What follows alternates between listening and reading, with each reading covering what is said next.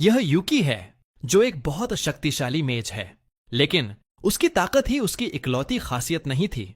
वह एक भयानक लड़ाई में फंस गया था, जिसने उसकी पूरी जिंदगी पलट कर रख दी। जब वह उस लड़ाई से बाहर आया तो उसकी याददाश्त जा चुकी थी। वह कंफ्यूजन में यूं ही भटक रहा था, बिना यह समझे कि उसके आसपास क्या हो रहा है। लेकिन फिर भी उसे अंदर ही अंदर कुछ महसूस हो रहा था। भले ही वह अपना नाम, अपना अतीत और अपनी ताकत भूल चुका था, लेकिन उसके अंदर का लड़ने का फाइटिंग स्पिरिट अब भी खत्म नहीं हुआ था। हर नई मुसीबत के साथ वह अपने अंदर दबे एक फैसले के और करीब पहुंचता गया कि जो भी उसके रास्ते में आएगा वह उसे हरा देगा, भले ही उसे यह याद न हो कि वह खुद कौन है। उसकी याददाश्त खोने के बाद रूलर एम्स एड ने उसे वापस जमीन पर भेज दिया, मानो उसे जीरो से शुरुआत करने का एक नया मौका दिया हो। उसके साथ एक गाइड भी थी, जिसका काम बिना किसी दबाव या जल्दबाजी के उसकी यादें वापस लाने में मदद करना था। कोकोरो, जो उसकी असिस्टेंट थी, उससे मिलने जा रही थी।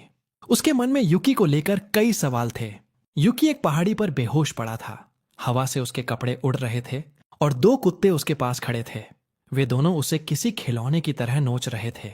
यह देखकर वह बिना किसी झिझक के कुत्तों को वहां से भगाया और फिर युक्की के पास जाकर उसे उठाने की कोशिश की। जब युकी ने अपनी आंखें खोलीं, तो सबसे पहले उसने एक शांत चेहरा और एक प्यारी सी मुस्कान देखी। कोकुरो ने उससे कहा कि वह उसे पूरा इमोशनल सपोर्ट देगी। युकी ने अपने चारों ओर ऐसे देखा जैसे कोई बच्चा पहली बार दुनिया देख रहा हो। वह समझने की कोशिश कर रहा था कि वह कहां है और यहां कैसे आया। तब कोकुरो ने उसे समझाया कि उसे सिर्फ मेमोरी लॉस नहीं हुआ है, बल्कि उसकी जिंदगी की बहुत सी बुनियादी चीजें भी उसके दिमाग से मिट चुकी हैं, और उसके साथ जो हुआ है उसके बाद यह नॉर्मल है। लेकिन इससे पहले कि वे अपनी बातचीत पूरी कर पाते, वे दोनों कुत्ते वापस आ गए और इस बार वे ज्यादा आक्रामक होकर भौंक रहे थे। इस मौके पर कोकुरो ने युक्की से कुत्तों को भगाने के लिए कहा, सिर्फ इसीलिए नहीं कि उन्हें भगाना था, बल्कि इसीलिए ताकि शायद उसका शरीर वो चीजें याद कर ले जो उसका दिमाग भूल चुका था। लेकिन लड़ाई वैसी नहीं हुई जैसी उम्मीद थी। युकी उन कुत्तों से हार गया। उसका कंफ्यूजन और बढ़ गया और वह खुद को बहुत कमजोर महसूस करने लगा। उसे यह तक समझ नहीं आ रहा था कि उसे लड़ना कैसे है। उस वक्त कोकुरो को बहुत गिल्टी फील हुआ, क्योंकि उसी ने युक्की को उस लड़ाई में धकेला था, जबकि वह अभी भी भटका हुआ था। इसके बाद वह उसे लैंडसोल लॉल सिटी ले गई। यह शहर जिंदगी और रंगों से भरा हुआ था। उसने युकी को बताया कि यहाँ इंसान और कई अलग अलग रेसेस शांति से एक साथ रहते हैं और यह जगह उसके लिए एक नई शुरुआत हो सकती है। सड़कें आवाजों, दुकानदारों और खाने की खुशबू से भरी थीं, और इन सब ने युक्की का ध्यान खींचा। अचानक वह एक मिठाई की दुकान के सामने रुक गया और उसकी आंखें ऐसे चमक उठीं जैसे उसे कोई खजाना मिल गया हो। कोकुरो मुस्कुराई और उसे एक सोने का गोल्ड कॉइन दिया ताकि वह जो चाहे खरीद सके। लेकिन क्योंकि उसकी याददाश्त जा चुकी थी और वह उस सिक्के की वैल्यू नहीं समझता था, उसने सिक्के को दांत से काटा, जैसे कि वह उसे टेस्ट कर रहा हो। कोकुरो को यह अजीब लगा। फिर उसने उसे शांति से पैसों की वैल्यू और उसके इस्तेमाल के बारे में समझाया। यह समझने के बाद युकी ने उन दोनों के लिए मिठाइयां खरीदने का फैसला किया, मानो वह उस पल को कोकुरो के साथ शेयर करना चाहता हो, भले ही उसे अपने बारे में कुछ भी याद ना हो। इसके बाद वे एक कमरा लेने के लिए इन गए, लेकिन उनके पास पर्याप्त पैसे नहीं थे, इसलिए उन्हें कुछ और सोचना पड़ा।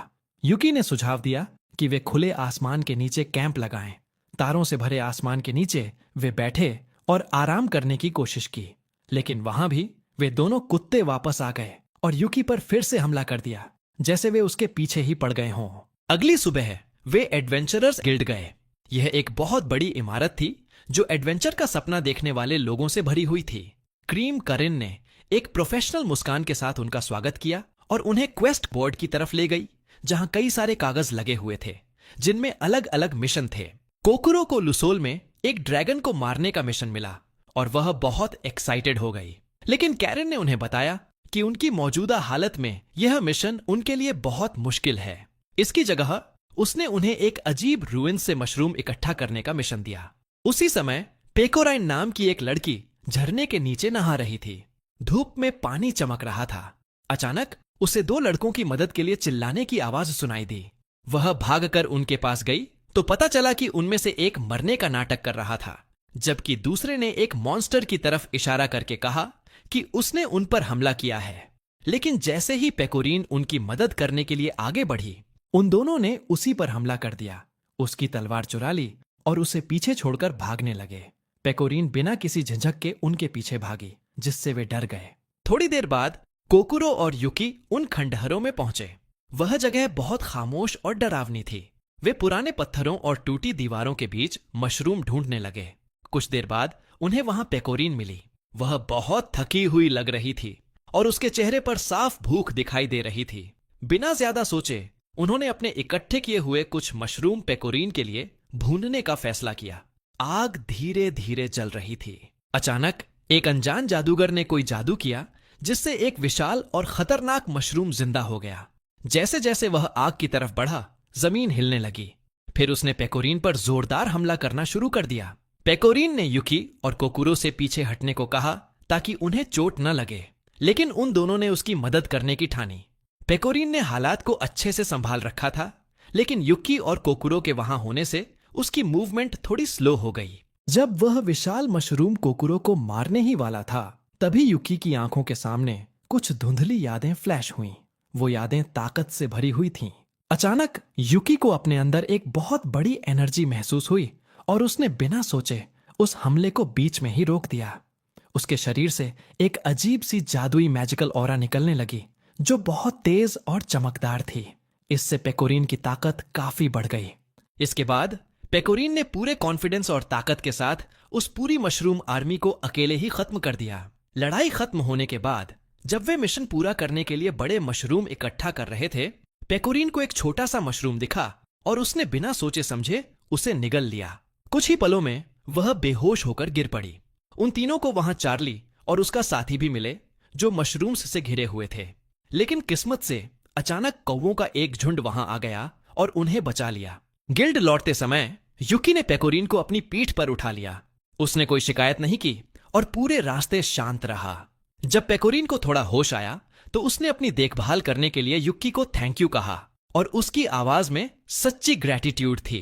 अगले दिन कोकुरो ने युकी को आंगन में तलवारबाजी की प्रैक्टिस करते देखा। उसके मूवमेंट्स बहुत सिंपल थे, लेकिन उनमें पूरा डिटर्मिनेशन था। उसका यह बच्चों जैसा व्यवहार कोकुरो को बहुत प्यारा लग रहा था, जैसे वह किसी ऐसे इंसान को देख रही हो जो अपनी जिंदगी एकदम शुरू से जी रहा हो। नाश्ते के वक्त कोकुरो ने पेकोरीन की हालत को लेकर चिंता जताई, क्योंकि जब वह उनसे अलग हुई थी तो काफी परेशान लग रही थी। उसने यह भी कहा कि उन्हें पैसे कमाने के और तरीके ढूंढने होंगे ताकि वे बिना किसी टेंशन के अपने रास्ते पर आगे बढ़ सकें। पास ही एक अजीब सा मर्चेंट बैठा था। उसने उनकी बातें सुन लीं और उनके बीच आकर बोला कि अगर वे अपना खुद का एक गिल्ड बना लें तो गिल्ड एसोसिएशन उन्हें रहने के लिए एक घर दे सकता है। इस बात ने उनके सामने एक नए फ्यूचर का आइडिया खोल दिया, जिसे वे साथ मिलकर बना सकते थे। उसी समय पेकोरीन स्टेबल्स में जागी। थोड़ी ताकत वापस आने के बाद उसने अपनी चोरी हुई तलवार ढूंढने का फैसला किया, क्योंकि वह उसके बिना खुद की कल्पना भी नहीं कर सकती थी। उसे नहीं पता था कि चार्ली और एनो उसी शहर में थे और वे पैसे कमाने के लिए उस तलवार को जल्द से जल्द बेचने की प्लानिंग कर रहे थे। इस बीच शहर में कोकुरो और युकी काम की तलाश कर रहे थे। हर गली मौकों और आवाजों से भरी हुई थी। जब उन्होंने एक बड़े चौराहे के पास भीड़ देखी तो वे देखने गए कि वहां क्या हो रहा है। वहां उन्होंने पेकोरीन को एक ईटिंग कॉन्टेस्ट में हिस्सा लेते देखा। भीड़ उसे चीयर कर रही थी और हंस रही थी। वह जबरदस्त भूख के साथ खाना खा रही थी और आसानी से सबको हरा रही थी, मानो खाना भी उसके लिए एक और लड़ाई हो जिसे उसे जीतना ही है। लोगों को समझ आने लगा था कि इस शहर में उसकी मौजूदगी कोई आम बात नहीं है और उसके साथ आने वाले दिन और भी बड़े और अजीब एडवेंचर्स से भरे होंगे। तभी एनो और चार्ली वहां दिखाई दिए। पेकोरीन बिना कैश प्राइज लिए ही उनके पीछे दौड़ पड़ी। कोकुरो और युकी भी उसके पीछे भागे। अचानक उनका सामना एक जंगली वाइल्ड बोर जैसे दिखने वाले मॉन्स्टर से हुआ। पेकोरीन ने तुरंत उसका सामना करने का फैसला किया। उसे नहीं पता था कि वह मॉन्स्टर करेल केरोल नाम की एक जादूगरनी के कंट्रोल में था, जिसने उसे और ताकतवर बना दिया था। फिर भी पेकोरीन ने उसे हरा दिया और उसे खंडहरों में दे मारा। इसके बाद उन्हें वह सोहर और कैरल दोनों मलबे के बीच बेहोश मिले। उन्होंने उनके उठने का इंतजार किया। जब कैरल को होश आया तो कोकुरो ने अपना इंट्रोडक्शन दिया और बताया कि वे उसे मॉन्स्टर के पास बेहोश पड़े मिले थे। पेकोरीन को यह नहीं पता था कि कैरल ही वह जादूगरनी है जो उस जानवर को वहां लाई थी, इसलिए उसने प्यार से उसका स्वागत किया। लेकिन कैरल तब बहुत इरिटेट हो गई जब पेकोरीन ने लगभग एक गर्म चम्मच उसके मुंह में डाल दिया। कैरल लड़खड़ाते हुए खड़ी हुई। जब युकी ने उसकी मदद करने की कोशिश की तो उसने उसे दूर धक्का दे दिया और कहा कि उसने कभी उसकी मदद मांगी ही नहीं थी। फिर वह खुद से ही झल्लाते हुए वहां से जाने लगी, क्योंकि उसे जिस लड़की को मारने का ऑर्डर मिला था उसी ने उसकी देखभाल की थी। उसे यह भी समझ नहीं आ रहा था कि वह बार बार खुद को पेकोरीन क्यों बुला रही है, जबकि यह उसका असली नाम नहीं था। उसने मन ही मन कसम खाई कि मौका मिलते ही वह पेकोरीन को रास्ते से हटा देगी। एक पेड़ के पीछे छिपकर कैरल को याद आया कि पेकोरीन ने कहा था कि उसकी तलवार गायब है और वह उसके लिए बहुत कीमती है। उसी वक्त उसने पास ही एनो और चार्ली को देखा और पेकोरीन की तलवार उन्हीं के पास थी। तभी अचानक एक ड्रैगन वहां आया और उन दोनों को उठा ले गया। कैरल को पेकोरीन के करीब जाने का एकदम सही मौका मिल गया। वह पेकोरीन के पास वापस गई और पहले दिखाई गई दयालुता के बदले मदद ऑफर की। पेकोरीन ने बताया कि उसे एक बीमार आदमी को दवाई पहुंचानी है। कैरल ने पूछा कि वह कैसा दिखता है। पेकोरीन ने जवाब दिया कि उसके पास एक बड़ी सी तलवार है और फिर अचानक उसे याद आया कि उसे एक बहुत बड़े ड्रैगन ने किडनैप कर लिया है। तभी कोकुरो को क्वेस्ट बोर्ड पर लगा वह नोटिस याद आया जिसमें लिखा था कि एक ड्रैगन ट्रेजर्स की तरफ अट्रैक्ट होता है। कैरल समझ गई कि वह ड्रैगन उस तलवार की वजह से ही आया था। पेकोरीन को डर लगने लगा कि एनो और चार्ली के साथ कुछ बुरा न हो जाए, इसलिए उसने उन्हें बचाने का फैसला किया। कैरल उन्हें ड्रैगन की गुफा तक ले गई और बोली कि वह इससे आगे नहीं जाएगी। हालांकि कैरल का इरादा उन्हें धोखा देने का था, लेकिन पेकोरीन ने सच्चे दिल से उसे थैंक यू कहा, जिससे कैरल थोड़ी शर्मिंदा हो गई। कैरल के जाने के बाद ग्रुप ने ड्रैगन को देखा। तलवार उसके मुंह में फंसी थी और दोनों चोर उसकी पूंछ में फंसे थे। तभी युकी वहां आया और ड्रैगन के सामने अपना क्लोक लहराने लगा ताकि उसका ध्यान भटके, जबकि पेकोरीन ने चोरों को भरोसा दिलाया कि वह उन्हें बचा लेगी। ड्रैगन को गुस्सा आ गया और उसने युकी को अपने जबड़े में दबा लिया। इससे एक पल के लिए उसका ध्यान भटक गया और पेकोरीन ने मौका देखकर उसकी पीठ पर छलांग लगा दी। वह चढ़ते हुए उसके सिर तक पहुंच गई। जैसे ही वह वहां पहुंची, कैरल वापस आ गई और अपने जादू से ड्रैगन को कंट्रोल करके उसे पेकोरीन को मारने का ऑर्डर दिया। ड्रैगन ने अपना सिर एक चट्टान पर दे मारा और उड़ने लगा, लेकिन पेकोरीन किसी तरह उस तलवार को पकड़े रही जो अभी भी उसके मुंह में फंसी थी। आखिरकार उसकी पकड़ छूट गई, लेकिन गिरने से ठीक पहले उसने एनो के घने बालों को पकड़ लिया। जब कैरल ने यह देखा तो उसने ड्रैगन से कंट्रोल हटा लिया ताकि वह जोर जोर से हिलने लगे और पेकोरीन गिरकर मर जाए। लेकिन युकी ने अपने लबादे से ड्रैगन की आंखें ढक दी। इससे पेकोरीन को हवा में ही अपनी पूरी ताकत इकट्ठा करने का मौका मिल गया। उसने अपनी पूरी ताकत से ड्रैगन के सिर पर वार किया, जिससे वह नीचे गिर गया और सीधा कैरल पर जाकर गिरा।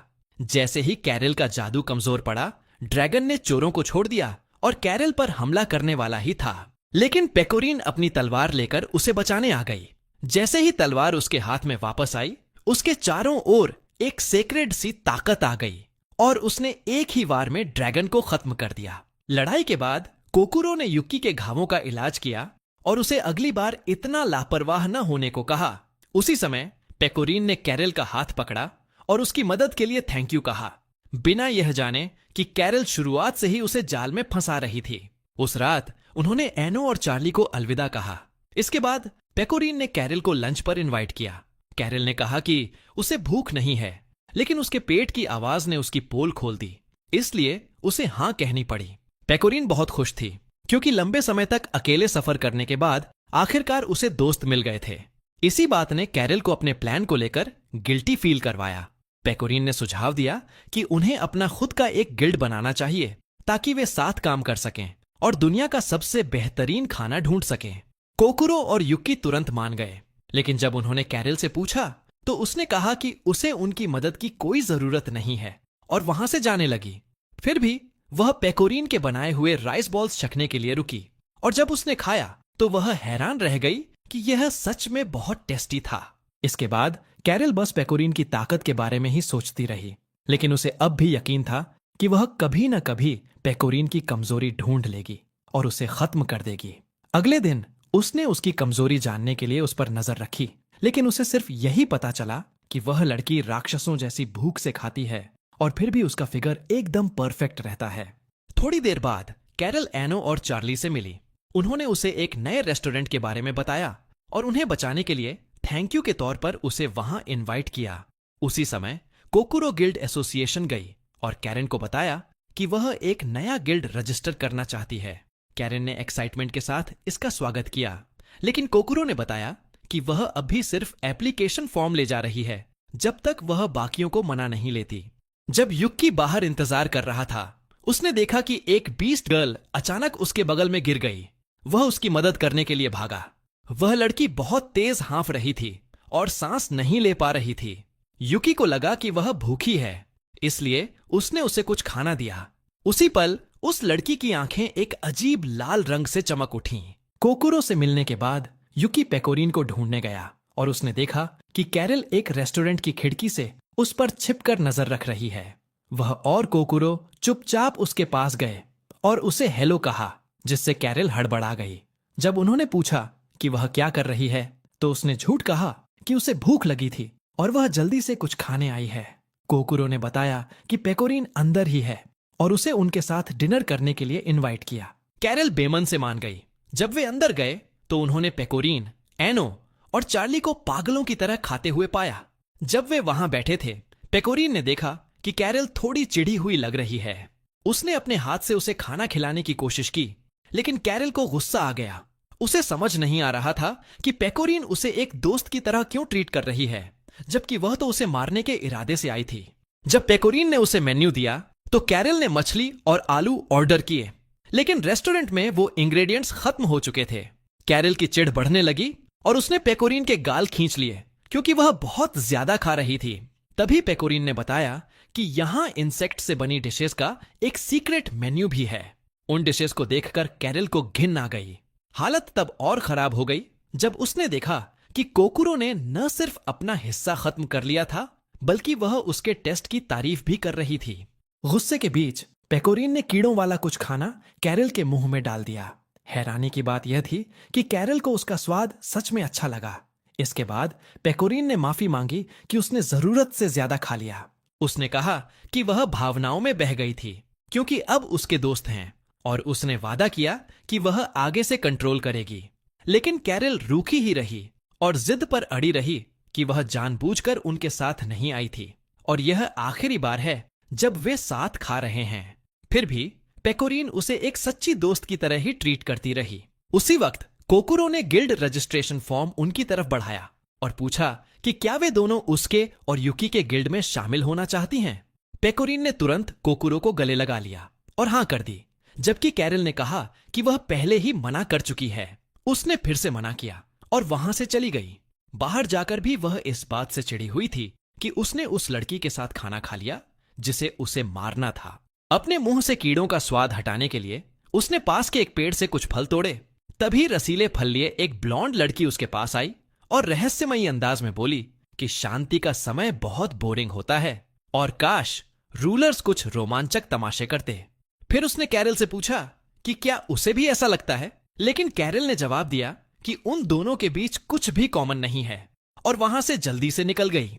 उस रात जब युकी सो रहा था, कोकुरो ने गिल्ड फॉर्म पर अपना नाम लिखा और दुआ की कि कैरल भी उनके साथ जुड़ जाए।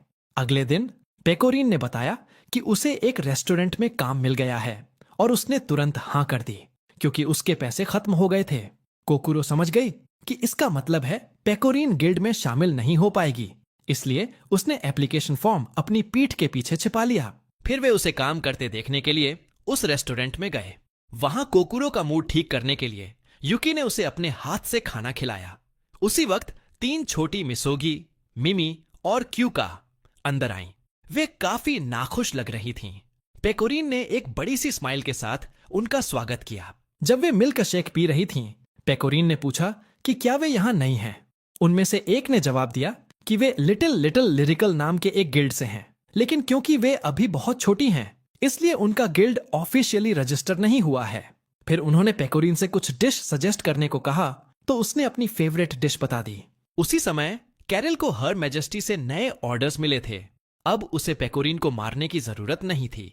अब उसका काम सिर्फ उस पर नजर रखना था।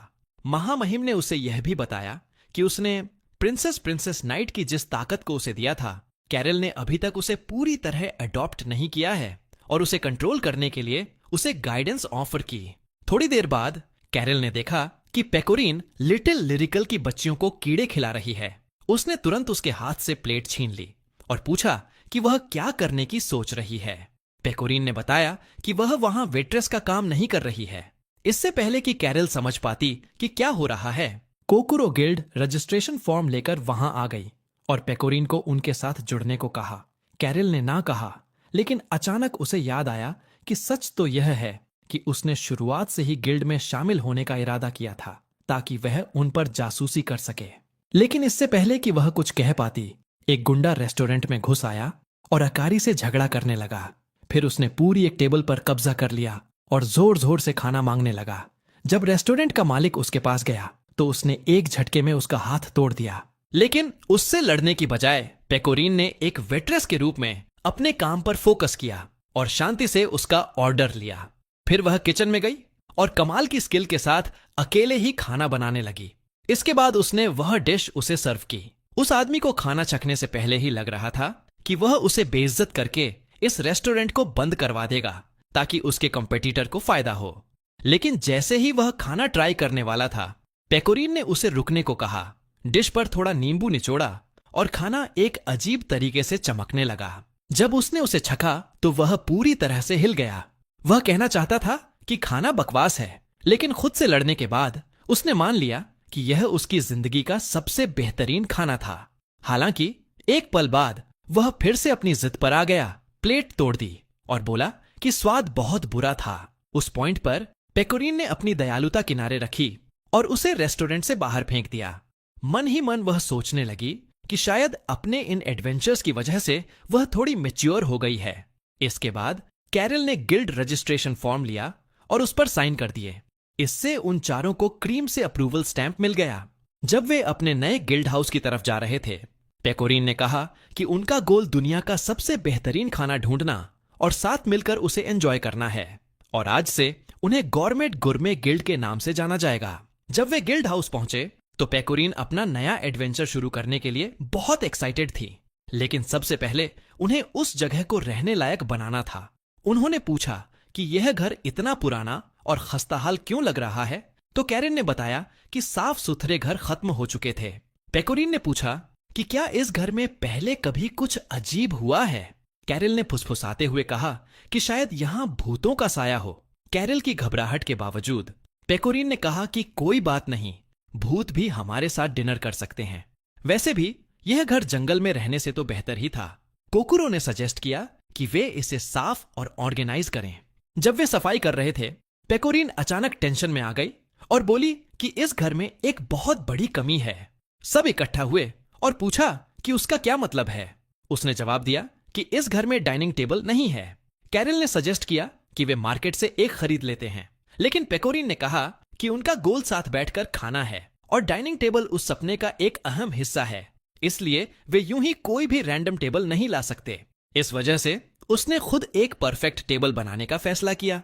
देखते ही देखते उसने लकड़ियां काटना शुरू कर दिया, जबकि कैरल उसे हैरानी से देख रही थी। इस बीच कोकुरो कैरल के पास आई और उससे सफाई जारी रखने को कहा, क्योंकि वह खुद कुछ जरूरी सामान खरीदने जा रही थी। कोकुरो के जाने के बाद कैरल ने घर का कोना कोना और हर दरार चेक की ताकि यह पक्का हो सके कि घर में कोई कीड़े मकोड़े न हों। जब वह खत्म कर चुकी तो उसने बाथरूम की टाइल्स साफ करना शुरू किया। उधर कोकुरो शहर में टेबल वेयर का सेट खरीदने गई, लेकिन उसे पता चला कि उसके पास पूरे पैसे नहीं हैं। उसी वक्त शायो नाम की एक लड़की ने उसे बताया कि मार्केट के दाम हमेशा ज्यादा होते हैं और बार्गेनिंग किया जा सकता है। इससे पहले कि वे अपनी बात पूरी कर पाती, आओई ने देखा कि उसका एक आदमी घोड़े के कंट्रोल में आ गया था। वह तुरंत बीच में आई और हालात को संभाला। इसके बाद उस लड़की ने अपना इंट्रोडक्शन सुजुना सोरेन के तौर पर दिया और कोकुरो ने बताया कि वह एक मेड का काम करती है। आओई ने सुजुना से कहा कि कोकुरो कुछ सामान खरीदने आई थी और उसे वापस घर ले जाने में मदद चाहिए। सुजुना ने वह सामान अपनी कैरेज में ले जाने का ऑफर दिया। जब वे घर की तरफ जा रही थीं, दोनों को लगा कि उनमें कुछ कॉमन है, कि वे दोनों किसी और की सेवा करती हैं। कोकुरो ने कहा कि वह लकी है क्योंकि उसका मास्टर बहुत दयालु है। सुजुना ने बात आगे बढ़ाई और कहा कि वह कुछ समय से शियोरी के साथ है। शियोरी कभी पैलेस नाइट्स की वाइस कमांडर हुआ करती थी, लेकिन अनाथ बच्चों की मदद करने के लिए उसने वह टाइटल छोड़ दिया था। सुजुना उसकी दयालुता से बहुत इम्प्रेस हुई थी और इसी वजह से उसने शियोरी के साथ रहने और हर तरह से उसकी मदद करने का फैसला किया था। कोकुरो ने जब ये बातें सुनी तो उसे तसल्ली हुई और उसने विश किया कि एक दिन वह भी युक्की के साथ ऐसा ही रिश्ता बना सके। जब वे बातें कर रही थीं, अचानक उन्हें एहसास हुआ कि वे जंगल में रास्ता भटक गई हैं और उनमें घबराहट होने लगी। कोकुरो ने शांति से कहा कि आसपास मॉन्स्टर्स हो सकते हैं, लेकिन सुजुना घबरा गई और उसने अपने गद्दे को पूरी स्पीड से आगे भगाया। आखिर में वह ठोकर खाकर मुंह के बल गिर पड़ी, जिससे कोकुरो को उसके पीछे भागना पड़ा। लेकिन गधा गाड़ी और उसमें रखे सारे सामान के साथ भाग गया। अब उनके पास पैसे नहीं थे, वे खो चुकी थीं और मॉन्स्टर्स के हमले का खतरा था। अचानक उन्हें पेड़ों के बीच छिपा हुआ एक जानवर दिखा। कोकुरो ने सजेस्ट किया कि वे उसे पकड़ लें और उससे गाड़ी खिंचवाएं, लेकिन जैसे ही उसने रस्सी फेंकी, वह जानवर इंसानों की भाषा में बोलने लगा और दया की भीख मांगने लगा। थोड़ी बातचीत के बाद उस लामा ने अपना इंट्रोडक्शन रीमा वाल्यर रेम्प्ट के रूप में दिया और बताया कि वह जंगल के पीछे एलिजाबेथ पार्क पर काम करती है। जब उन्होंने उसे बताया कि क्या हुआ है, तो रीमा ने गधे की जगह गाड़ी खींचने का ऑफर दिया। घर वापस आकर कैरल ने बाथरूम की सफाई पूरी कर ली थी। जब वह बाहर आई तो उसने देखा कि पेकोरीन अभी भी डाइनिंग टेबल पर काम कर रही थी। फिर वह अंदर गई और युक्की से खिड़कियां साफ करने में मदद मांगी। जब वे इस बारे में बात कर रहे थे कि एक बिखरा हुआ घर कैसे इंसान की सोच को भी उलझा देता है और इसे साफ करना उनके लिए एक नई शुरुआत होगी, तभी कैरल को अपने पैर के नीचे एक कीड़ा दिखा। वह घबरा गई और उसने कुर्सी को एक तरफ फेंक दिया, जिससे युकी गिर गया और उसके सिर पर चोट लग गई। इसके बाद युकी एक बार फिर रूलर्स की दुनिया में जागा, जबकि उसका शरीर अभी भी वहां ठीक किया जा रहा था। उसे बताया गया कि गिरने के बाद वह बेहोश हो गया था। फिर उसने हाल ही में अपनी जिंदगी में हुए बदलावों के बारे में बताया। उसे यह भी बताया गया कि उसके दोस्त इस दुनिया के राज से जुड़े हुए हैं और हर किसी के कुछ निजी स्ट्रगल्स हैं जिनसे उसे पार पाना होगा, खासकर कैरल को।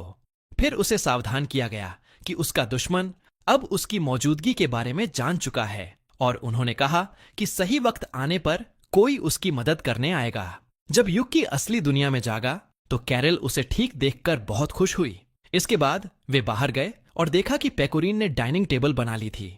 उसने उन्हें उसे अंदर ले जाने में मदद करने को कहा, लेकिन वह मेन दरवाजे से ज्यादा चौड़ी थी, इसलिए उन्हें उसे फिर से खोलकर अंदर ले जाना पड़ा।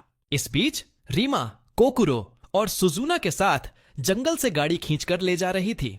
तभी कुछ हथियारों से लैस डाकू अचानक वहां आ गए और धमकी दी कि अगर वे सेफ जाना चाहती हैं तो उन्हें अपना गधा सौंपना होगा।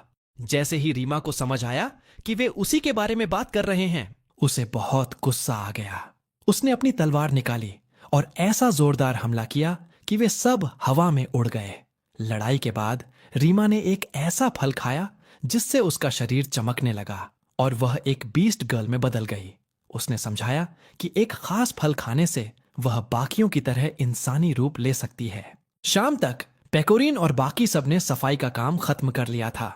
कैरल ने नोटिस किया कि कोकुरो अभी तक मार्केट से नहीं लौटी है। तभी ठीक उसी वक्त कोकुरो एक बड़ा सा बैग लेकर वहां पहुंच गई। जब वह अंदर आई तो उसने देखा कि जगह एकदम साफ और सजी हुई है। फिर उसने पेकोरीन की बनाई हुई डाइनिंग टेबल को देखा और इस नजारे ने उसका दिल खुशी से भर दिया। उस रात जब घर पूरी तरह तैयार हो गया, पेकोरीन ने टेबल पर बहुत सारा टेस्टी खाना सजाया और वे सब साथ बैठकर खुशी खुशी खाने लगे। कुछ दिनों बाद युक्की बीमार पड़ गया क्योंकि नहाने के बाद उसने अपने बाल नहीं सुखाए थे। कोकुरो ने उसके माथे पर गीली पट्टियां रखीं, जबकि पेकोरीन एक बाउल में चावल लेकर आई। लेकिन अपनी आदत के मुताबिक उसने एक गर्म चम्मच सीधा युक्की के मुंह में डाल दिया, जिससे उसे बहुत तेज दर्द हुआ। जब कैरल ने यह देखा तो उसने कहा कि युकी को बहुत ज्यादा बिगाड़ दिया गया है और उसे अब थोड़ा टफ होना चाहिए। फिर भी जैसे जैसे युकी की हालत बिगड़ने लगी, कैरल अंदर से बेचैन होने लगी और उसने कोकुरो से कुछ करने को कहा। कोकुरो ने तुरंत उसके लिए बुखार की दवा बनाई, लेकिन कैरल तब घबरा गई जब उसने देखा कि कोकुरो उसमें कीड़े मिला रही है। फिर वह किचन में गई तो देखा कि पेकोरीन भी खिचड़ी में कीड़े डाल रही है। तब उसे समझ आया कि उसके आसपास हर कोई कीड़ों का दीवाना है। उनकी इन बेवकूफियों से तंग आकर कैरल ने जबरदस्ती उन्हें युक्की को एक असली अस्पताल ले जाने को कहा। वहां उनकी मुलाकात ननाका नाम की एक नर्स से हुई, जिसने एक चुड़ैल जैसे कपड़े पहने थे। जब वे एग्जामिनेशन रूम में गए तो कैरल ने देखा कि नर्स और डॉक्टर दोनों मेडिकल स्टाफ कम और फैशन मॉडल्स ज्यादा लग रहे थे। लेकिन पेकोरीन ने उसे समझाया कि किसी को उसके लुक से जज नहीं करना चाहिए। फिर भी कैरल अपनी बात पर अड़ी रही कि इस पूरी जगह में कुछ तो अजीब है। डॉक्टर ने हीरो के शरीर पर छोटे छोटे लाल निशान देखे और नानाका को उसे तैयार करने को कहा। लड़कियों को झटका लगा और इससे पहले कि वो कुछ समझ पाती, हीरो को ऑन ऑपरेशन रूम में ले जाया जा चुका था, जबकि वो पैनिक में बाहर ही खड़ी थीं। उसी वक्त कोकुरो ने हीरो को ताकत देने और उसके बचने के चांस बढ़ाने के लिए एक मैजिक किया। अचानक उन्हें ऑपरेशन रूम से चीखने की आवाजें सुनाई दीं। थोड़ी देर बाद उनकी मुलाकात एक दुबले पतले और खौफजदा आदमी से हुई, जो पूरी तरह डरा हुआ लग रहा था। उन्हें जल्दी ही समझ आ गया कि वो वही डिस्कॉर्ड का सुपरवाइजर था, वो आदमी जो पहले थोड़ा मोटा हुआ करता था और कुछ समय पहले रेस्टोरेंट में शिकायत करने आया था। इसलिए पेकरिन ने उससे पूछा कि वो इतना दुबला कैसे हो गया, लेकिन जवाब देने के बजाय उसने उनसे कहा कि उन्हें तुरंत वहां से भाग जाना चाहिए, क्योंकि वो कोई अस्पताल नहीं बल्कि एक जेल थी। फिर वो वहां से भाग गया और लड़कियां ये सोचने लगीं कि हीरो को कैसे बचाया जाए। लेकिन अचानक उन्हें फिर से उसकी चीखें सुनाई दीं। थोड़ी देर बाद उन्होंने एरो नाम की एक डीमन लड़की को उसे वापस जेल में घसीटते हुए देखा, जो कह रही थी कि उसके पास उसे पालने या तमीज सिखाने का समय नहीं है, क्योंकि उसे अपना सोलमेट ढूंढना है। साफ घबराहट के साथ लड़कियों ने नानाका से पूछा कि क्या हीरो ठीक है, लेकिन उसने उन्हें वहां से चले जाने को कहा। उसके बाद वो रेस्टोरेंट लौट आईं और कोकुरो का दिल बहलाने के लिए उसे अच्छा खाना खिलाने ले गईं। उसी समय एरुकू अस्पताल से निकली और अपने सोलमेट की तलाश में शहर चली गई। उसे याद आया कि जब वो एक बार सड़क पर भूखी थी और हीरो ने कैसे उसे प्यार से एक राइस बॉल दी थी, और वो खुद को ये यकीन दिलाने लगी कि वो वही इंसान है जिसे वो ढूंढ रही थी। अचानक उसने एक भविष्य बताने वाले का टेंट देखा और उसके अंदर जाने का फैसला किया। वहां उसे पता चला कि वो जल्द ही अपने सोलमेट से मिलेगी, जिससे उसकी दिलचस्पी और भी बढ़ गई। फिर वो उसे ढूंढने के लिए एक शानदार मिशन पर पूरे शहर में घूमी, लेकिन उसे सिर्फ पियक्कड़ आदमी ही मिले। उसने उन सबको पीटा, उनका खजाना चुरा लिया। घंटों की तलाश के बाद वो उदास होकर अस्पताल लौट आई और बिना किसी खास वजह के हीरो के कमरे की तरफ जाने का फैसला किया। जब हीरो जागा तो उसने एरुकू का चेहरा अपने एकदम करीब देखा और उसकी लाल चमकती आंखों को देखकर वो जोर जोर से हाँफने लगा। अगले दिन गुरमेट गिल्ड की लड़कियां अपने घर में उठीं और नाश्ते के बाद उन्होंने हीरो को जाकर देखने का फैसला किया। पेकरीन को लगा कि वो पक्का उसके बनाए टेस्टी खाने को मिस कर रहा होगा। उसे ये बिल्कुल अंदाजा नहीं था कि असल में एरुकू के पागलपन की वजह से वो मेंटल ट्रॉमा से गुजर रहा था। जल्द ही लड़कियां अस्पताल पहुंचीं और देखा कि बाहर काफी भीड़ जमा थी। उन्होंने डॉक्टर से पूछा कि वो लोग वहां क्यों हैं, तो औरतों ने बताया कि पिछले दिन एक नर्स ने उन्हें पीटा था और उनका खजाना चुरा लिया था। उसी पल एरुकू ने खिड़की से अपनी कुल्हाड़ी फेंकी, जो लड़कियों के पैरों के पास जाकर गिरी, और उन्हें शांत रहने का हुक्म दिया, क्योंकि उसका सोलमेट आराम करने की कोशिश कर रहा था। जब उन्होंने वहां से जाने से मना कर दिया तो एरो ने उन पर एक शानदार अटैक किया और उसी पल उन्होंने उसे कुख्यात डिस्ट्रॉयर के रूप में पहचान लिया। ननाका ने भी अटैक किया, जिससे उसकी पहचान कलेक्टर के रूप में सामने आई। आखिर में डॉक्टर भी उनके साथ जुड़ गई और उसने खुद को एक आंख वाली डीमन मित्सुकी बताया। उन तीनों को ट्वाइलाइट कैरावैन के नाम से जाना जाता था, जो सबसे खतरनाक और अजीब गिल्ड्स में से एक था, क्योंकि वो चोरों का किडनैप करते थे और उन्हें इंसानी लैब चूहों की तरह इस्तेमाल करते थे। उस वक्त गुरमे गिल्ड की लड़कियों ने चुपके से अंदर घुसकर हीरो को उन अजीब क्रिएचर से बचाने का फैसला किया। वो किसी की नजर में आए बिना उसके कमरे तक पहुंचने में कामयाब हो गईं, लेकिन अचानक रुक गईं जब उन्होंने देखा कि एरुकू उसकी देखभाल कर रही थी।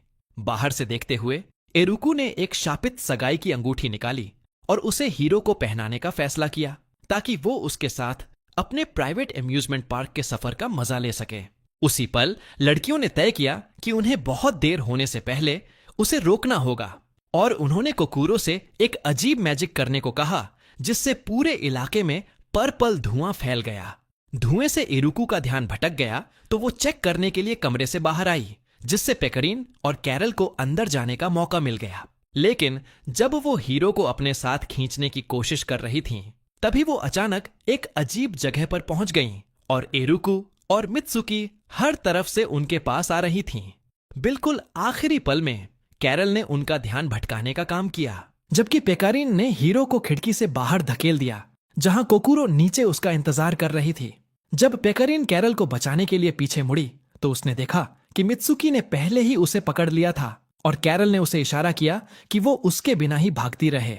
और इस तरह कैरल वहीं रह गई, जबकि लड़कियों ने हीरो को एक असली डॉक्टर के पास पहुंचाया, जिसने उन्हें बताया कि कुछ दिन आराम करने के बाद वो ठीक हो जाएगा।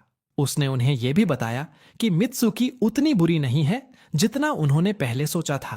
क्लिनिक जाने के बाद सभी को थोड़ी राहत मिली और ये उम्मीद करते हुए कि उसकी बातें सच हों, उन्होंने हालात शांत होने के बाद कैरल को वापस लाने का फैसला किया। अगले दिन कैरल अकेली घर लौटी और सीधे बिस्तर पर चली गई। जब वो उसके अगले दिन उठी तो पेकराइन ने पहले ही सबके लिए नाश्ता तैयार कर लिया था, लेकिन कैरल को यह याद ही नहीं था कि वो अस्पताल से लौटी भी कैसे। जब वो खाना खा रहे थे तो पेकराइन ने कहा कि उन्हें कैरल की वापसी का जश्न मनाना चाहिए और उसने पहले ही उन्हें खाने से जुड़े एक क्वेस्ट के लिए रजिस्टर कर दिया है। इस क्वेस्ट में रोज की सैलरी और मसालों के एक पूरे सेट के बदले मसाले इकट्ठे करने थे। कैरल ने तुरंत ऐलान कर दिया कि वो कोई फिजिकल मेहनत नहीं कर सकती और वो इस मिशन से बाहर रहेगी। लेकिन पेकरीन रोने लगी क्योंकि वो उनके पहले एक साथ किए जाने वाले क्वेस्ट के लिए बहुत एक्साइटेड थी। जब कैरोल ने सबका रिएक्शन देखा तो वो आखिर में दबाव के आगे झुक गई और बेमन से उनके साथ जाने के लिए तैयार हो गई। जल्द ही सबने अपनी तैयारी की और निकल पड़े, जिसमें पेकरीन सबसे ज्यादा खुश थी। लगभग 12 अलग अलग तरह की जगहों से गुजरने के बाद उन्होंने कैंप लगाने का फैसला किया और कैरल को जबरदस्ती मछली पकड़ने जाना पड़ा। हालांकि वो कुछ भी नहीं पकड़ पाई, फिर भी वो कोशिश करती रही क्योंकि उसे पता था कि अगर वो हार मान लेगी तो वो लोग उसे कीड़े खिलाएंगे। उस रात उसने आखिरकार हार मान ली तो कोकूरो ने कहा कि वो सब्जियों और मेंढकों का सूप बना सकते हैं। उसी पल हीरो दर्जनों मेंढक लेकर आ गया और कैरल घबरा गई और चिल्लाने लगी कि आज से वो वेजिटेरियन बन जाएगी। किस्मत से पेकरिन बहुत ही अच्छी तरह से पका हुआ पक्षी का मीट लेकर लौटी और उन्हें एक ऐसा डिनर दिया जिसके वो सच में हकदार थे। खाना खाते वक्त उन्होंने देखा कि कोकूरो के हाथ में एक अजीब सा फल था और पेकरिन ने बताया कि वो उन पक्षियों के बीच ही था जिन्हें वो थोड़ी देर पहले लाई थी। इसलिए सबने उसे बहुत ज्यादा खाना शुरू कर दिया। उन्हें नहीं पता था कि उससे उन्हें नशा हो जाएगा। कैरल सबसे पहले उसके असर में आई और कुछ ही देर बाद कोकूरो को छोड़कर बाकी सभी लोग अजीब बर्ताव करने लगे। जब सब सो गए तो कोकूरो जागती रही और उन पर नजर रखी और वो बहुत खुश थी कि उसे इतने अच्छे लोग मिले थे। अगले दिन कैरल उठी तो उसे चक्कर आ रहे थे, इसलिए कोकूरो ने उसे मुंह धोने के लिए एक गीला तौलिया दिया। अचानक उन्होंने देखा कि एक मॉन्स्टर हीरो को उठाकर ले जा रहा था और सब कुछ पल भर में पैनिक में बदल गया। जैसे ही वो मॉन्स्टर जंगल से भागा, उसे एक तीर लगा और वो गिर पड़ा, जिससे हीरो एक पेड़ से जा टकराया। जब उसे होश आया तो उसने एक छोटे से पेड़ के ठूंठ को उससे बात करते देखा, जो उसके हिसाब से बहुत ही अजीब बात थी। और जब हीरो ने उस ठूंठ को पकड़कर जोर जोर से हिलाना शुरू किया तो एक एल्फ आर्चर पेड़ों के बीच से बाहर आई और उससे अपनी साथी के साथ आराम से पेश आने को कहा। फिर उसने अपना नाम एओई बताया और समझाया कि उसने उस ठूंठ को अपना दोस्त बनाया है क्योंकि उसका कोई असली दोस्त नहीं था। एओई के पास पौधों और जानवरों से बात करने की एबिलिटी थी, लेकिन उसे अभी भी लोगों के साथ बात करना नहीं आता था। और जब वो अपने अकेलेपन के बारे में बात कर रही थी तो हीरो दोस्त शब्द का मतलब सोचने लगा, जिससे उसने ये मान लिया कि वो भी एक दोस्त ही ढूंढ रहा था। अचानक पेकारेन और बाकी लोग उसे ढूंढते हुए वहां आ गए और हीरो ने उन्हें बताया कि एओई ही वो थी जिसने उसकी जान बचाई थी। जब वो साथ चलने लगे तो उन्होंने देखा कि एओई उनसे थोड़ी दूरी बनाकर पीछे चल रही थी, क्योंकि वो एक दोस्त के रूप में उनके बीच दखल नहीं देना चाहती थी। लेकिन कैरल ने उसे याद दिलाया कि उसे ही उन्हें इस जगह से बाहर निकालने का रास्ता दिखाना था और इसलिए उसे उनके आगे चलना चाहिए। जब वो बात कर रहे थे तो कोकूरो को गांव दिखाई दिया और वहां मिसाटो नाम की एक औरत ने उनका स्वागत किया, जिसने उनसे उनके गिल्ड का नाम पूछा। कोकूरो ये बताने में झिझक रही थी, लेकिन पेकरिन ने तुरंत आगे आकर उन्हें गुरमे गिल्ड के नाम से इंट्रोड्यूस कर दिया। मिसाटो ने फिर बताया कि वहां एक और गिल्ड भी था जिसे अजाबेट कहा जाता था, जो वही गिल्ड था जिससे रीमा जुड़ी हुई थी। उसी समय रीमा और उसके साथी गांव की तरफ जा रहे थे और उन्होंने थोड़ा आराम करने का फैसला किया, क्योंकि उनमें से एक, शियोरी, की तबीयत ठीक नहीं थी। अचानक उनके सामने उन्हीं की धुंधली काली परछाइयां आ गईं और उन परछाइयों ने तुरंत उन पर अटैक करना शुरू कर दिया। ग्रुप ने खुद को बचाने की कोशिश की, लेकिन लड़ाई के बीच में उन पर एक बहुत ही पावरफुल अटैक हुआ और वो जमीन पर गिर पड़े। और जब धूल छंटी तो एक ताकतवर ब्लॉन्ड औरत वहां आई और उसने खुद को क्रिस्टीना बताया। फिर उनसे कहा कि वो खड़े हों और उसे एक असली फाइट दें। हम वापस गांव की तरफ आते हैं, जहां गुरमेट गिल्ड ने देखा कि एक पिंक बालों वाली लड़की हवा में उड़ती हुई आ रही थी और सीधा बेल टावर से जा टकराई। फिर भी वो अपनी गहरी नींद से नहीं उठी जब तक कि कोकूरो ने उसे नहीं जगाया। वो झटके से उठी और उसने अपना नाम हत्सुने बताया और कहा कि वो एक आम लड़की है जिसे बस सोना बहुत पसंद है। फिर उसने बताया कि वो भी हार्वेस्ट मिशन के लिए आई है और वो एलिजाबेथ पार्क में अपनी बहन शियोरी से मिलने के लिए बहुत एक्साइटेड है। उसने आगे कहा कि शियोरी कुछ समय से बीमार थी और उसे किताबें पढ़ना पसंद था, इसलिए वो उसके लिए तोहफे के तौर पर एक नई किताब लाई थी। बिना जाने ही वो अपने गिल्ड से अलग हो गई थी। फिर अचानक उसकी तबीयत बिगड़ने लगी और उसकी एक शैडो वहां आई और उसे उठाकर ले गई। उस पल शियोरी को वो दिन याद आए जब वो और हात्सुने साथ मिलकर उसी किताब को पढ़ा करती थी जो उसके लिए लाई गई थी। हात्सुने ने देखा था कि जब से वो उस खेत में आए थे तब से शियोरी की तबीयत में सुधार हो रहा था और उसने उससे वादा किया था कि वो उसे कभी छोड़कर नहीं जाएगी, भले ही वो फिर से बीमार पड़ जाए। उसी पल शियोरी का बुखार तेज हो गया तो हात्सुने ने उसे बड़े प्यार से बिस्तर में ढक दिया, जिससे शियोरी को लगा कि वो उस पर एक बोझ बन गई है। लेकिन असल में शियोरी खुद को अंतरिक्ष में तैरता हुआ पा रही थी और वो एक काले ओंड्रा में निगलने ही वाली थी। इस बीच पेकराइन और उसकी टीम हार्वेस्ट के लिए काफी एक्साइटेड थी और उन्होंने एक दूसरे के करीब आने के लिए इस वक्त का पूरा फायदा उठाया। अचानक मिसाटो और आओई हत्सुने के साथ वहां आए, जिसने बताया कि उसकी ताकत उसे थका रही थी और इसी वजह से वो उस दिन हार्वेस्ट में हिस्सा नहीं लेगी।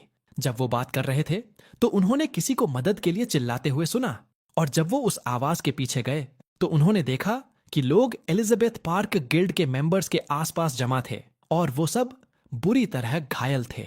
फिर माहो ने बताया कि रास्ते में उन पर उन्हीं की शैडो ने घात लगाकर हमला किया था और उसके बाद उन पर एक बहुत ही पावरफुल सोर्ड से अटैक किया गया था। हत्सुने ने तुरंत शियोरी के बारे में पूछा तो उसे पता चला कि उस हमले के दौरान वो उनसे अलग हो गई थी। उन्होंने बताया कि बैटल के बाद वो हिल भी नहीं पा रहे थे और ये सब सिर्फ रीमा की वजह से मुमकिन हो पाया था, जो बड़ी मुश्किल से उन्हें वापस वहां तक ला पाई थी। जब कोकूरो रीमा के घावों का इलाज कर रही थी तो हत्सुने ने कुछ गांव वालों को जंगल में मॉन्स्टर्स के बारे में बात करते हुए सुन लिया और अपनी बहन के लिए उसकी घबराहट और भी बढ़ गई। फिर अचानक उसने रीमा के माथे को छुआ ताकि वो उसकी यादें देख सके और उसने फैसला किया कि बहुत देर होने से पहले उसे शियोरी को ढूंढना ही होगा। उसी समय क्रिस्टीना जंगल में अकेली बैठी थी, जबकि पेड़ों के बीच सैकड़ों शैडोज खड़े होकर उसे देख रहे थे। खुद से एक बहुत बड़े प्लान के बारे में बात करने के बाद उसने उन शैडोज को अपने साथ लिया और अपने मिशन का दूसरा फेज शुरू किया। हम वापस गांव में आते हैं, जहां हत्सुने शियोरी को ढूंढने जाना चाहती थी, लेकिन मिसाटो ने उसे अकेले जाने से मना किया। उस वक्त रीमा आगे आई और कहा कि वो उसके साथ जाएगी ताकि दोनों बहनें आखिरकार फिर से मिल सकें। जब हीरो ने यह देखा तो उसने भी साथ जाने का फैसला किया और एओई और कोकूरो को भी सर्च पार्टी में शामिल होने के लिए मनाया। और जब पेकरीन ने कैरल से पूछा कि क्या वो उनके साथ जाएगी तो उसने देखा कि कैरल पहले ही गायब हो चुकी थी और उस जगह से जा चुकी थी।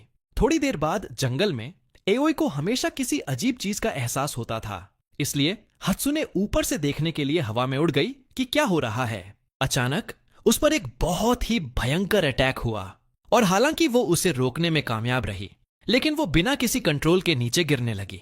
जब वो जमीन पर गिरी तो उसने वहां एक तीर पड़ा हुआ देखा और जब उसने पीछे मुड़कर देखा तो उसने पाया कि शियोरी एक बहुत ही डरावने चेहरे के साथ उसकी तरफ बढ़ रही थी। पहले तो हत्सुने को उसे देखकर राहत मिली, लेकिन फिर उसने देखा कि शियोरी के बालों का रंग बदल रहा था और इससे वो कंफ्यूज हो गई। इससे पहले कि वो समझ पाती कि क्या हो रहा है, शियोरी ने एक काले रंग का धनुष निकाला और उस पर अटैक करना शुरू कर दिया और जंगल में एक बहुत बड़ा धमाका हुआ। जब कोकुरो और बाकी लोग उसके पास पहुंचे तो उन्होंने देखा कि वो वहां अकेली बैठी रो रही थी और उसे समझ नहीं आ रहा था कि उसकी अपनी बहन उसे नुकसान कैसे पहुंचा सकती है। उस वक्त हीरो ने उसे फिर से खड़े होने का हौसला दिया और उसने अपनी बहन का दोबारा सामना करने का फैसला किया। उसी समय कैरल दुश्मन के लिए एक जासूस का काम कर रही थी। उसे पता था कि जंगल में क्या हो रहा है और वो अपनी रानी के प्रति अपनी वफादारी और पेकरीन के साथ अपनी दोस्ती के बीच फंसी हुई थी। उसका मिशन सिर्फ पेकरीन पर नजर रखने तक ही सीमित होना चाहिए था, लेकिन अब जब शैडोज भी इसमें शामिल हो गए थे तो उसे समझ आ गया कि पूरा गांव ही बर्बाद हो जाएगा। अचानक पेकरीन ने उसे ढूंढ लिया और उसकी तरफ दौड़ते हुए आई और कहा कि उसने उसके चेहरे पर उदासी देख ली थी और वो उसका मूड ठीक करने आई थी। कैरल को शर्मिंदगी महसूस हुई और वो उस पर चिल्लाने लगी, लेकिन पेकरीन बस इस बात से खुश थी कि कैरल अपने पुराने अंदाज में वापस आ गई थी। उसके बाद पेकरीन ने उससे शियोरी को ढूंढने में उनके साथ चलने को कहा, लेकिन उनकी बातों के बीच गांव वालों की चीखें सुनाई देने लगीं। पता चला कि शैडोज गांव में घुस आए थे और उसे पूरी तरह निगलने ही वाले थे। किस्मत से पेकरीन उनका सामना करने के लिए वहीं मौजूद थी, लेकिन सबसे खतरनाक दुश्मन शियोरी थी, जो अब अपने दिमाग और अपने काले धनुष दोनों के साथ कंट्रोल में आ चुकी थी। जब पेकरीन शैडो से घिरी हुई थी तो बाकी लोगों ने वापस जाकर उसकी मदद करने का फैसला किया, लेकिन क्रिस्टीना के अचानक वहां आ जाने से वो रुक गए। रीमा ने तुरंत उन्हें सावधान करते हुए कहा कि ये वही औरत है जिसने पहले उसकी टीम पर अटैक किया था। बिना किसी हिचकिचाहट के क्रिस्टीना बहुत खतरनाक स्पीड से आगे बढ़ी और हत्सुने के आर पार अपनी सोड घुसाने ही वाली थी, लेकिन हीरो उनके बीच आ गया और उसने उस अटैक को रोक दिया। फिर भी क्रिस्टीना ने एक ऐसी तकनीक का इस्तेमाल किया जिससे उसकी सोड हीरो के आर पार निकल गई। किस्मत से कोकुरो इतनी तेज थी कि उसने हीरो का डिफेंस बढ़ा दिया और इसी वजह से हीरो एक सीधे स्ट्राइक से बच पाया, लेकिन हीरो बेहोश हो गया और शासकों की दुनिया में जा पहुंचा। वहां उस लड़की ने उसे बताया कि कोकुरो और बाकी लोग इस दुश्मन का सामना करने के लिए काफी स्ट्रांग नहीं हैं और वो सब मारे जाएंगे।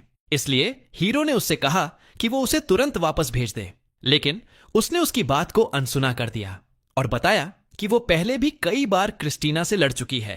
उसने आगे कहा कि वो अभी इंसानी दुनिया में दखल देने के लिए तैयार नहीं थी और इसलिए उसके दोस्तों को बचाने की पूरी जिम्मेदारी सिर्फ उसी पर थी। फिर उसने हीरो को बताया कि जिंदा बचने का इकलौता तरीका प्रिंसेस नाइट एबिलिटी को एक्टिवेट करना है, वो पावर जो वो अपनी याददाश्त खोने से पहले इस्तेमाल करता था। उसने उसे असली दुनिया में वापस भेजने से पहले उन पुराने दिनों को याद करने को कहा जब वो उसके साथ एडवेंचर पर जाया करता था। उसी समय क्रिस्टीना बाकी सबको खत्म करने की तैयारी कर रही थी, लेकिन हीरो अचानक जाग गया और उसने एक ऐसी पावर एक्टिवेट कर दी जिससे उसके सभी साथियों की ताकत बढ़ गई। जैसे ही वो पहले से कहीं ज्यादा स्ट्रांग हुए, रीमा ने अपना इंसानी रूप लेने के लिए सेब का इस्तेमाल किया और क्रिस्टीना पर अटैक करने लगी। एओई ने दूर से ही अपनी सटीक तीरंदाजी से उसे सपोर्ट किया, जबकि हत्सुने ने उस पर पूरा 1 स्टार बम फेंक दिया। और जब धुआं छंटने लगा तो हीरो आगे बढ़ा और क्रिस्टीना के साथ अपनी सोड टकराई, जो ये देखकर हैरान रह गई कि हीरो के एक सिंगल पावर अप ने उसके ग्रुप को आम लोगों से असली हीरो में बदल दिया था। इन सब के बावजूद क्रिस्टीना अभी भी उनसे कहीं ज्यादा ताकतवर थी।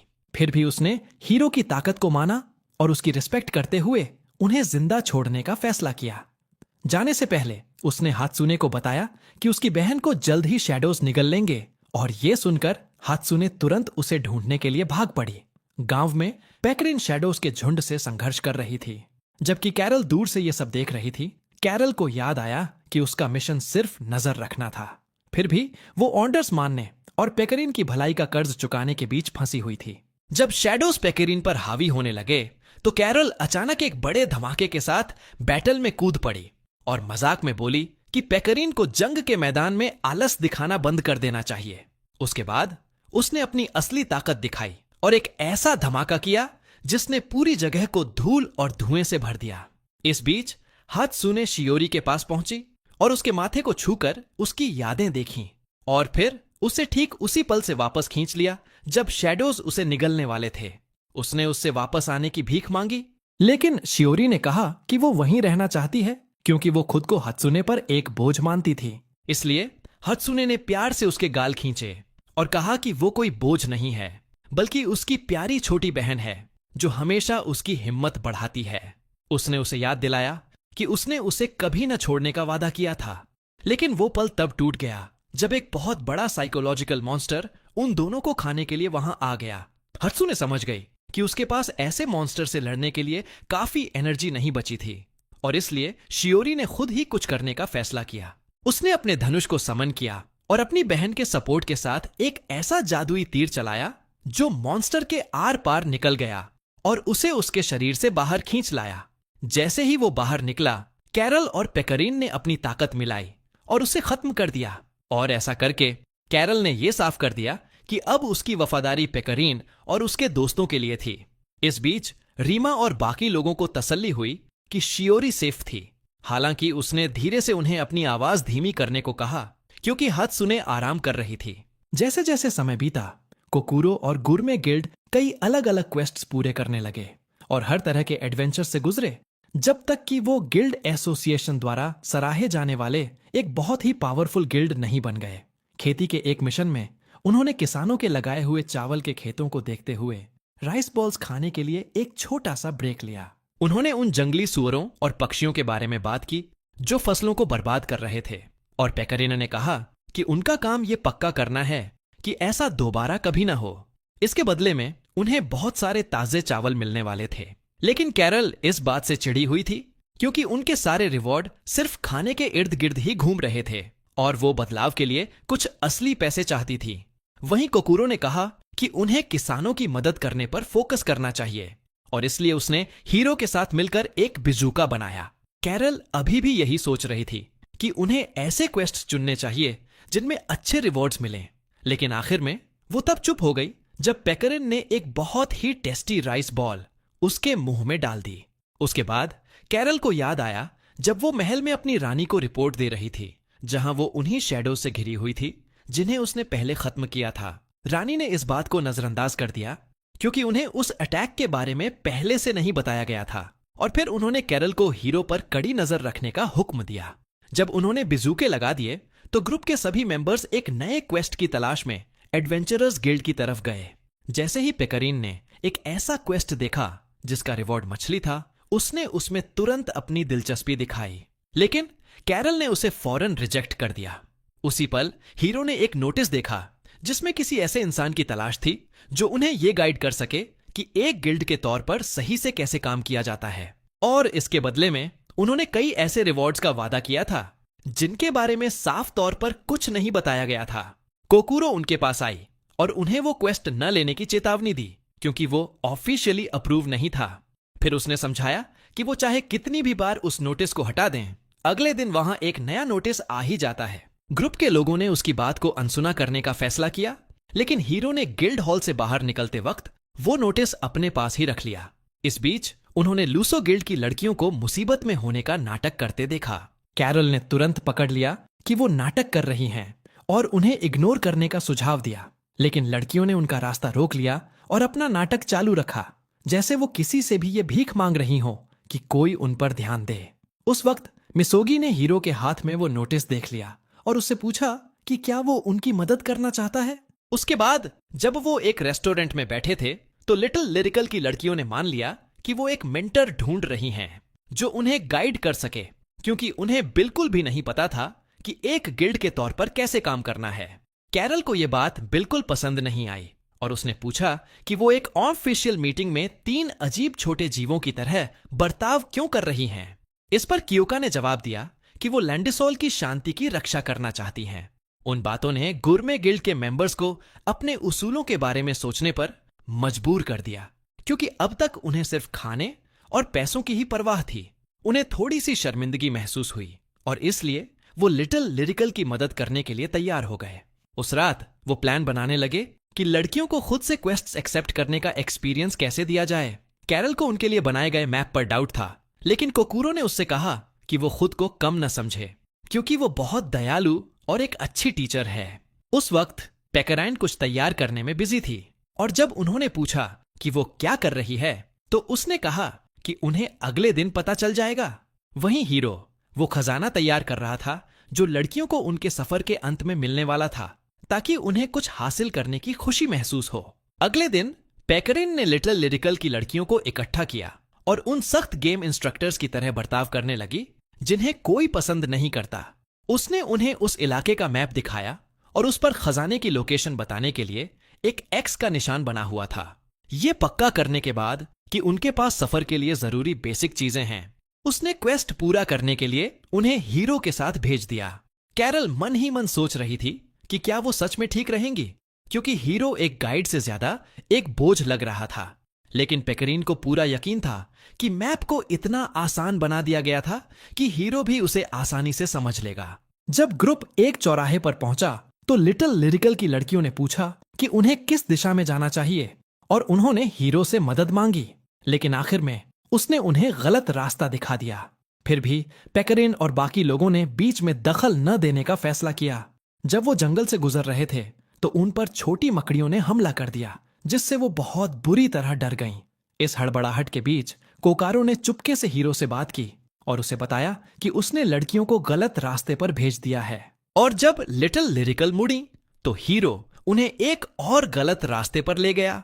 इसलिए पेकराइन ने उन्हें सही रास्ते पर लाने के लिए अपना सीक्रेट कार्ड इस्तेमाल करने का फैसला किया। थोड़ी देर बाद लिटिल लिरिकल की टीम का सामना एक मैस्कॉट मॉन्स्टर के भेष में पेकराइन से हुआ, और उसने उन्हें उस रास्ते पर आगे बढ़ने से चेतावनी दी, क्योंकि वो भूतों से भरा हुआ था। लेकिन लड़कियां, जो अपनी पिछली बैटल के बाद खुद पर ज्यादा कॉन्फिडेंट हो गई थीं, उन्होंने आखिर में पेकरीन को ही हरा दिया। जैसे ही वो आगे बढ़े, कैरल ने देखा कि वो अपने असली रास्ते से और भी ज्यादा भटक गए थे, और उसी पल उनका सामना एक असली मॉन्स्टर से हुआ जिसने हीरो को काट लिया। लड़कियों ने बहादुरी से उसे बचाने के लिए कदम बढ़ाया, लेकिन इससे पहले कि वो उस क्रिएचर का सामना कर पाती, कैरल ने चुपके से उसे किल कर दिया था और हीरो के साथ साथ उन सबको भी बचा लिया था। उसके बाद वो और कोकूरो आगे गए और आसपास के सभी मॉन्स्टर्स को खत्म कर दिया, ताकि लड़कियों को कोई और खतरा ना हो। इससे उन्हें एक छोटा सा पिकनिक मनाने और आराम करने का मौका मिल गया। उस दौरान वो पेकरीन से मिले, जिसने उन्हें बताया कि हीरो लड़कियों को सीधे एक हार्पी के घोंसले में ले गया था, जो बहुत ही खतरनाक जगह थी। और जब वो इस बात पर चर्चा कर रहे थे तो उन्होंने देखा कि एक बहुत बड़ा पक्षी हीरो को उठाकर अपने घोंसले की तरफ उड़ गया। तो लिटिल लिरिकल की लड़कियां हीरो को बचाने के लिए उस पक्षी के पीछे भागीं, लेकिन जब उस पक्षी ने उन पर अटैक करना शुरू किया तो वो खुद एक बड़ी मुसीबत में फंस गईं। जब गवर्नमेंट गिल्ड की लड़कियां घोंसले तक पहुंची तो उन्होंने देखा कि हीरो और उसका बिजूका अंदर थे, और उन्हें पता चला कि ये वही पक्षी था जो चावल के खेतों पर अटैक कर रहा था। कैरल ने मैजिक से उसे कंट्रोल करने की कोशिश की, लेकिन वो बहुत जल्दी थक गई, क्योंकि उसने अपनी ज्यादातर एनर्जी हीरो और लड़कियों के लिए जंगल साफ करने में ही इस्तेमाल कर ली थी। वहीं कोकूरो एक हीलर थी और उसके पास अटैक करने वाला कोई मैजिक नहीं था, और पेकरिन भूखे पेट लड़ नहीं सकती थी। लेकिन जैसे ही उसने वो खाना देखा जो लिटिल लिरिकल की लीडर ने एडवेंचर के लिए तैयार किया था, पेकरिन ने बस एक निवाला खाया और उसकी ताकत वापस आ गई। सिर्फ एक स्ट्राइक के साथ उसने उस पक्षी को हरा दिया, और जब लड़कियां उठीं तो उन्हें लगा कि उन्होंने ही उसे हराया था। जब वो जश्न मना रहे थे तो कोकूरो ने उन्हें बताया कि ऐसा करके उन्होंने अपना क्वेस्ट पूरा कर लिया है। लेकिन उसे अचानक याद आया कि वो तो मंजिल से खजाना लाना भूल ही गई थी। तो पेकरिन सिचुएशन संभालने के लिए आगे आई और बोली कि खजाना वो बहुत बड़ा अंडा था और वो उससे एक बहुत ही टेस्टी डिश बनाएगी। लेकिन हैरानी की बात यह थी कि अंडा अचानक टूट गया और उसमें से एक छोटा सा पक्षी निकला और लिटिल लिरिकल की लीडर के पास जाकर बड़े प्यार से बर्ताव करने लगा। उस वक्त कियोका ने बताया कि उसे शुरू से ही पता था कि वो लोग नाटक कर रहे थे, और उसने उन सबका शुक्रिया अदा किया कि उन्होंने सिर्फ उनकी मदद करने के लिए इतना सब कुछ किया। उसने ये वादा भी किया कि वो मिमी और मिसोगी को कुछ नहीं बताएगी, और उसने किडनैप होने का नाटक करने के लिए हीरो को भी शुक्रिया कहा। भले ही सच तो ये था कि वो सच में किडनैप हो गया था, अगले दिन गुरमे गिल्ड वापस चावल उगाने के काम में लग गया। कैरल चिढ़ी हुई थी क्योंकि उन्हें अभी तक उनके क्वेस्ट से कोई असली रिवॉर्ड नहीं मिला था। उसी समय लिटिल लिरिकल की लीडर के पास अब एक पालतू पक्षी था जिसका इस्तेमाल वो खेतों को कीड़ों से बचाने के लिए करते थे। कई दिनों बाद कोकूरो कुछ लॉटरी के टिकट लेकर आई और उसने उन्हें भुनाने का फैसला किया। कैरल चावल के खेतों में अपना काम खत्म करके वापस डिनर करने आई, लेकिन वो हैरान रह गई जब उसे पता चला कि कोकूरो ने पहला इनाम जीत लिया है, जो समंदर से जुड़ा बहुत सारा सामान था। उसी रात हीरो अपने कमरे में था जब कोकूरो अंदर आई और उससे उसकी राय पूछी। फिर उसने बताया कि वो जंगल में बड़ी हुई है और उसने पहले कभी स्विमसूट नहीं पहना है, इसलिए वो काफी नर्वस थी। उसने आगे कहा कि दुकान के लोगों ने उसकी बहुत तारीफ की थी, लेकिन उसे खुद पर भरोसा नहीं था और वो जानना चाहती थी कि क्या उसे भी वो अच्छा लगा। जब हीरो ने हामी भरते हुए अपना अंगूठा ऊपर किया तो उसने उसे तैरना सिखाने वाली एक किताब दी और वो दोनों एक साथ स्विमिंग के मूव्स की प्रैक्टिस करने लगे। अगले दिन पूरा ग्रुप बीच पर पहुंच गया। पेकरीन हमेशा की तरह खुश थी, जबकि कैरोल लोगों के सामने अपना हुस्न दिखाने में शर्मा रही थी। और जब पेकरीन उसे जबरदस्ती अपने साथ पानी में खींच ले गई तो उसने पानी में कदम रखा और हीरो पर पानी उछाला, जिससे समंदर के खारेपन की वजह से उसकी आंखें जलने लगीं। कुछ देर खेलने के बाद वो किनारे पर वापस आए और पेकरीन ने महसूस किया कि वो थोड़ी थकी हुई है, जो कोकूरो को बहुत अजीब लगा क्योंकि वो तो हमेशा एनर्जी से भरी रहती थी। उस वक्त पेकरीन ने बताया कि उसका वो कवच उसकी सहन शक्ति तो बढ़ाता था, लेकिन उसकी कीमत पर उसे और भी ज्यादा भूख लगने लगती थी क्योंकि इस बार उसने स्विमसूट पहना था, इसलिए वो जल्दी थक रही थी। तो कैरल ने उससे कहा कि वो ऐसे राज उनके सामने न खोले, लेकिन पेकरीन ने बड़ी मासूमियत से जवाब दिया कि इसमें कोई बात नहीं है क्योंकि वो सब दोस्त हैं। उसी पल उन्होंने देखा कि सुजुम को उसके गधे के पीछे कीचड़ में घसीटा जा रहा था, इसलिए वो तुरंत उसे बचाने के लिए भागे। उसने मदद के लिए कोकूरो को शुक्रिया कहा, बाकी लोगों से अपना इंट्रोडक्शन दिया और बताया कि वो पहले भी बाजार में कोकूरो से मिल चुकी थी। फिर सुजुमी ने उन्हें बताया कि उन्होंने समंदर के पास एक नया स्नैक स्टैंड खोला है और उन्हें वहां आने के लिए इनवाइट किया। वहां वो शिजुरू से मिले और उन्होंने बहुत सारा खाना ऑर्डर किया। जब वो खा रहे थे तो कैरल ने देखा कि उनके अलावा वहां कोई और ग्राहक नहीं था। हालांकि वो समय काफी बिजी होना चाहिए था, फिर भी उन्हें ये पता लगाने में ज्यादा वक्त नहीं लगा कि बीच पर किसी दूसरे फूड स्टैंड ने उनके सारे ग्राहकों को खींच लिया था। तो टीम ने यह पता लगाने का फैसला किया कि ऐसी क्या चीज थी जो लोगों को उस जगह खींच रही थी, और उन्हें पता चला कि वो मर्क्यूरियस फाउंडेशन का एक स्पेशल ताइयाकी स्टैंड था। थोड़ी देर बाद फाउंडेशन की हेड आइनो वहां आई और उसने बड़े घमंड से कहा कि वो लोग नौसिखिए हैं जिन्हें खाने के बारे में कुछ भी नहीं पता। उसने शिजुरू को अपने नीचे काम करने का ऑफर भी दिया ताकि वो जल्दी पैसे कमा सके, लेकिन शिजुरू ने उसका ऑफर ठुकरा दिया। मिफुयू के एक साथी ने बताया कि सच तो यह है कि आइनो पेकरीन के साथ काम करना चाहती थी, लेकिन उसका घमंड उसे ये मानने से रोक रहा था।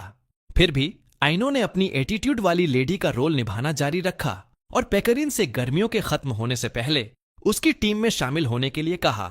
इस बात से कैरल को बहुत चिढ़ हुई। जब वो स्नैक स्टैंड पर वापस आए तो कैरल ने कहा कि वो अकीनो को इतनी आसानी से अपनी मनमानी नहीं करने देगी, लेकिन शिजुरू ने उसे प्यार से समझाया कि वो आइनो के बिजनेस के चक्कर में अपनी छुट्टियां खराब न करे। फिर लड़कियों ने बताया कि उनके गिल्ड का मिशन साथ मिलकर टेस्टी खाना एंजॉय करना है और इसीलिए स्टैंड के लिए एक नया मेनू सोचना एक ऐसी चीज थी जिससे उन्हें सच में बहुत खुशी मिलेगी। थोड़ी देर बाद वो कुछ सामान ढूंढने बीच पर गए और कई घंटों के बाद वो कुछ ताजा सामान इकट्ठा करने में कामयाब हो गए। अचानक उन्होंने इमरजेंसी बेल सुनी तो वो किनारे की तरफ भागे और वहां उन्होंने समंदर में एक क्रैकन देखा जो युकारी को उठाकर ले गया था। फौरन पेकरीन और कैरल ने मिलकर उसे पानी से बाहर खींच लिया और फिर शिजुरू ने एक जोरदार झटके के साथ बैटल खत्म कर दी। जब उन्होंने मामला सुलझा लिया तो वो सोचने लगे कि उन्हें उस क्रैकन का क्या करना चाहिए, और कोकूरो ने सुझाव दिया कि वो उसे खाने में एक इंग्रेडिएंट की तरह इस्तेमाल करें। अगले दिन वो स्टैंड एक्साइटेड ग्राहकों की भीड़ से भरा हुआ था जो ग्रिल्ड क्रैकन का मीट चखने के लिए बेताब थे, जबकि शिजुरू और आइनो बीच पर आराम कर रही थीं और एक दूसरे की दुश्मन होने के बावजूद एक दूसरे की रिस्पेक्ट कर रही थीं।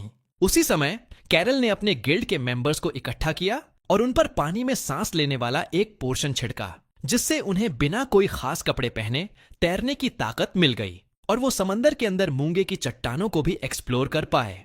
जब वो पानी के अंदर थे तो कोकूरो को वो सब कुछ याद आया जो उसने गिल्ड ज्वाइन करने के बाद से एक्सपीरियंस किया था, और उसने इस सब का पूरा क्रेडिट अपने मास्टर हीरो को दिया, क्योंकि उसके बिना ये सब कुछ कभी नहीं हो पाता।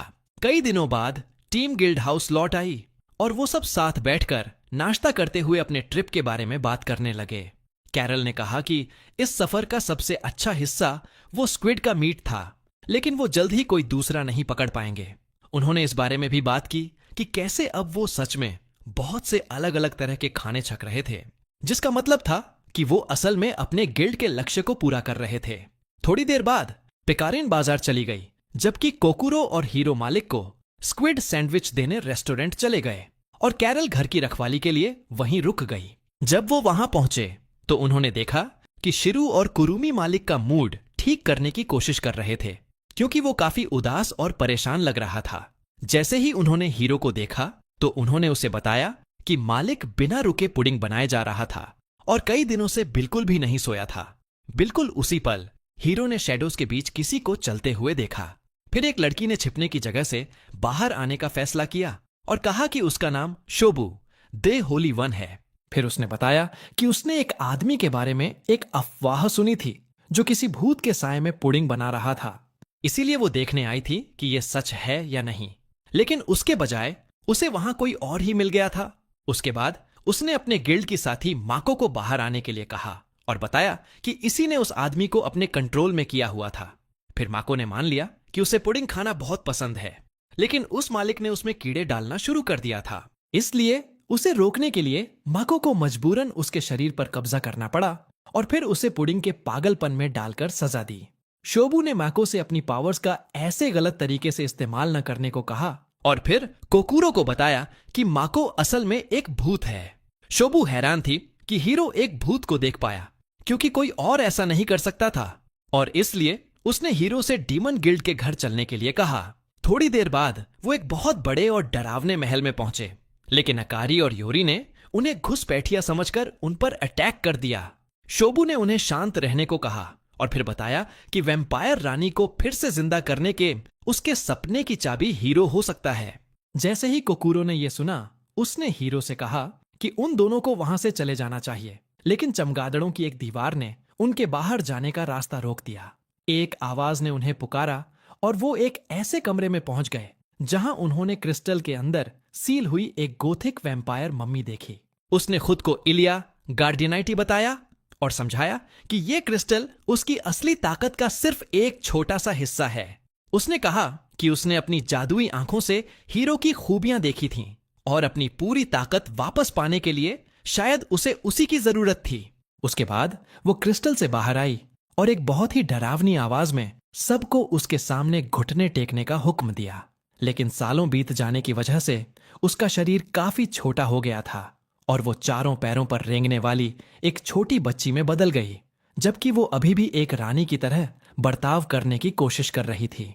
फिर शोबू ने बताया कि इलिया सभी डीमंस की रानी थी और प्राचीन काल में उसने सभी जातियों के खिलाफ बैटल में उनका नेतृत्व किया था। लेकिन एक बहुत ही मुश्किल जंग के बाद वो आखिर में शासकों से हार गई थी और उसे सील कर दिया गया था। डीमन गिल्ड ने वो सील तोड़ दी थी, लेकिन क्योंकि अब इलिया के पास कोई मैजिक नहीं था, उसका शरीर छोटा हो गया था। कोकुरो को डर लगने लगा कि वो हीरो को कोई नुकसान न पहुंचा दे, लेकिन इलिया ने उन्हें तसल्ली दी कि वो सेफ हैं और उसे अपनी ताकत वापस पाने के लिए सिर्फ हीरो की मदद चाहिए। फिर उसने बड़े प्यार से अपना हाथ हीरो की छाती पर रखा और कहा कि वो सकूरा से भी कम काम का है, जिससे सब लोग चिढ़ गए। अचानक इलिया का मैजिक खत्म हो गया और उसके चमगादड़ नौकरों ने उस पर अटैक करना शुरू कर दिया, जिससे हीरो को उसे अपनी बाहों में उठाकर उसके साथ भागना पड़ा। वो जितनी तेजी से भाग सकता था भागा। जब वो भाग रहा था तो उन दोनों के शरीर चमकने लगे और जब वो आखिरकार रुका तो उसने पाया कि इलिया वापस अपने गोथिक मम्मी वाले असली रूप में आ गई थी और उसने अपनी ताकत वापस पा ली थी। उसके बाद उसने उन नौकरों को खत्म कर दिया जिन्होंने उसकी बात नहीं मानी थी और आसपास के हर डीमन ने उसकी ताकत को महसूस किया। जब गिल्ड उसकी वापसी का जश्न मना रहा था, इलिया ने कसम खाई कि वो पूरी दुनिया को जीत लेगी, लेकिन उसके इरादों पर तब पानी फिर गया जब उसका मैजिक फिर से खत्म हो गया। उस वक्त कोकुरो ने इस हंगामे के बीच एक बार फिर चुपके से खिसकने का फैसला किया, लेकिन माको ने हीरो को डांटते हुए कहा कि उसकी वजह से उसका पूरा प्लान बर्बाद हो गया है और अब वो उसे जिंदगी भर के लिए श्राप दे देगी। उसी समय कैरल घर पर बैठे बैठे बोर हो रही थी और बाकी लोगों के लौटने का इंतजार कर रही थी।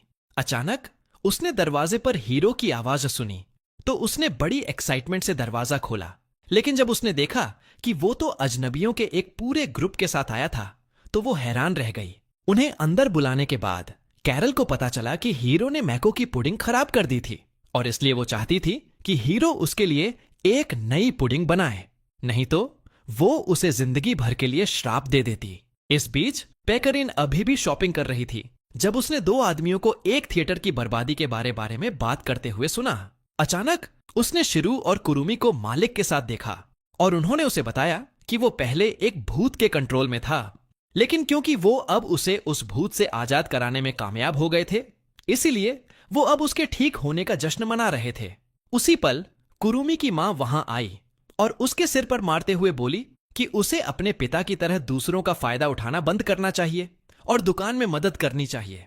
उसने अपने बेटे की मदद करने के लिए पेकरिन को भी शुक्रिया कहा और वो दुआ करने लगी कि काश उसका बेटा भी पेकरिन के आधा भी काम का होता। पेकरिन को काफी अच्छा लगा और उसने कहा कि उसने अपने माता पिता से ही सब कुछ सीखा है, लेकिन उसकी बातों से उस औरत को ऐसा लगा कि पेकरिन के माता पिता शायद उसकी इस हालत से पूरी तरह खुश नहीं थे। अचानक सिर्फ पेकरिन को देखने के लिए दुकान में बहुत सारे ग्राहकों की भीड़ लग गई, इसलिए उसने थोड़ी और देर वहां रुककर काम में मदद करने का फैसला किया। घर वापस आकर कैरल पुडिंग बनाने की कोशिश करते हुए अपना दिमाग खोने की कगार पर थी और यही चाह रही थी कि पेकरिन जल्दी वापस आ जाए और ये काम संभाल ले।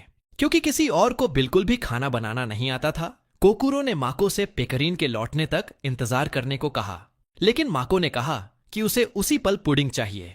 उसी रात कुरुमी के परिवार ने दुकान बंद करने के बाद उसकी मां ने पेकरिन को मदद के लिए शुक्रिया कहा और एहसान के तौर पर उसे बहुत सारी सब्जियां दी। जब पेकरिन घर लौटी तो उसने देखा कि माको ने उन सारी सब्जियों की पुडिंग बना ली थी और वो उसे बस खाने ही वाली थी। पेकरिन तुरंत हालात समझ गई और उसने माको से वादा किया कि अगर वो उसके दोस्तों को वापस नॉर्मल कर दे तो वो उसे उसकी जिंदगी की सबसे बेहतरीन पुडिंग बनाकर खिलाएगी। वो ऑफर इतना ललचाने वाला था कि माको ने उसे एक मौका देने का फैसला किया और जैसी कि उम्मीद थी पेकरिन ने अपना वादा पूरा किया। आखिर में माको ने भी मान लिया कि वो उसकी जिंदगी की सबसे बेहतरीन पुडिंग थी और उसने सभी को उनके नॉर्मल रूप में वापस कर दिया।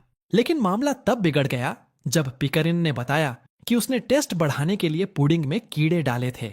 माको को इतना बड़ा झटका लगा कि वो वहीं बेहोश हो गई और शोबू को उसे उठाकर घर ले जाना पड़ा। कई दिनों बाद ग्रुप नाश्ते पर कैरल का इंतजार कर रहा था, लेकिन ऐसा लग रहा था कि वो अभी भी गहरी नींद में थी। आखिर में पेकरिन का सब्र टूट गया और वो जोर जोर से उसका दरवाजा पीटने लगी, जबकि कैरल बिस्तर पर सोती रही। एक पल के लिए पेकरिन को लगा कि कैरल मर गई है, तो वो घबरा गई। उसने खिड़की तोड़ दी और अंदर घुस गई, लेकिन देखा कि कैरल एकदम ठीक थी। टेबल पर कैरल ने उसे पर्सनल स्पेस की रिस्पेक्ट करने की चेतावनी दी, लेकिन पेकरिन अपने ही ख्यालों में खोई हुई थी और उसे लगा कि पर्सनल शब्द किसी मेनू की कोई डिश का नाम है। कोकारो द्वारा इसका मतलब समझाने के बाद पेकरिन ने वादा किया कि वो आगे से ध्यान रखेगी, लेकिन कैरल अभी भी चिढ़ी हुई थी क्योंकि पेकरिन ने उसका सबसे पसंदीदा स्टफ्ड टॉय तोड़ दिया था। कोकुरो ने एक बार फिर सिचुएशन संभालने की कोशिश की और कहा कि वो उसे ठीक कर देगी क्योंकि उसे सिलाई करना आता था। नाश्ते के बाद तीनों लड़कियां सिलाई का सामान खरीदने बाजार गईं, जबकि कैरल घर की रखवाली के लिए वहीं रुकी रही। जब उन्हें कोई कपड़े की दुकान नहीं मिली तो हीरो ने सुझाव दिया कि उन्हें अलग अलग होकर ढूंढना चाहिए, लेकिन कोकुरो जानती थी कि अगर उसके दिमाग में मैप फिट भी कर दिए जाएं, तब भी वो रास्ता भटक जाएगा। फिर भी हीरो ने तसल्ली दी कि वो ठीक रहेगा और पास की कपड़े की दुकान ढूंढने लगा।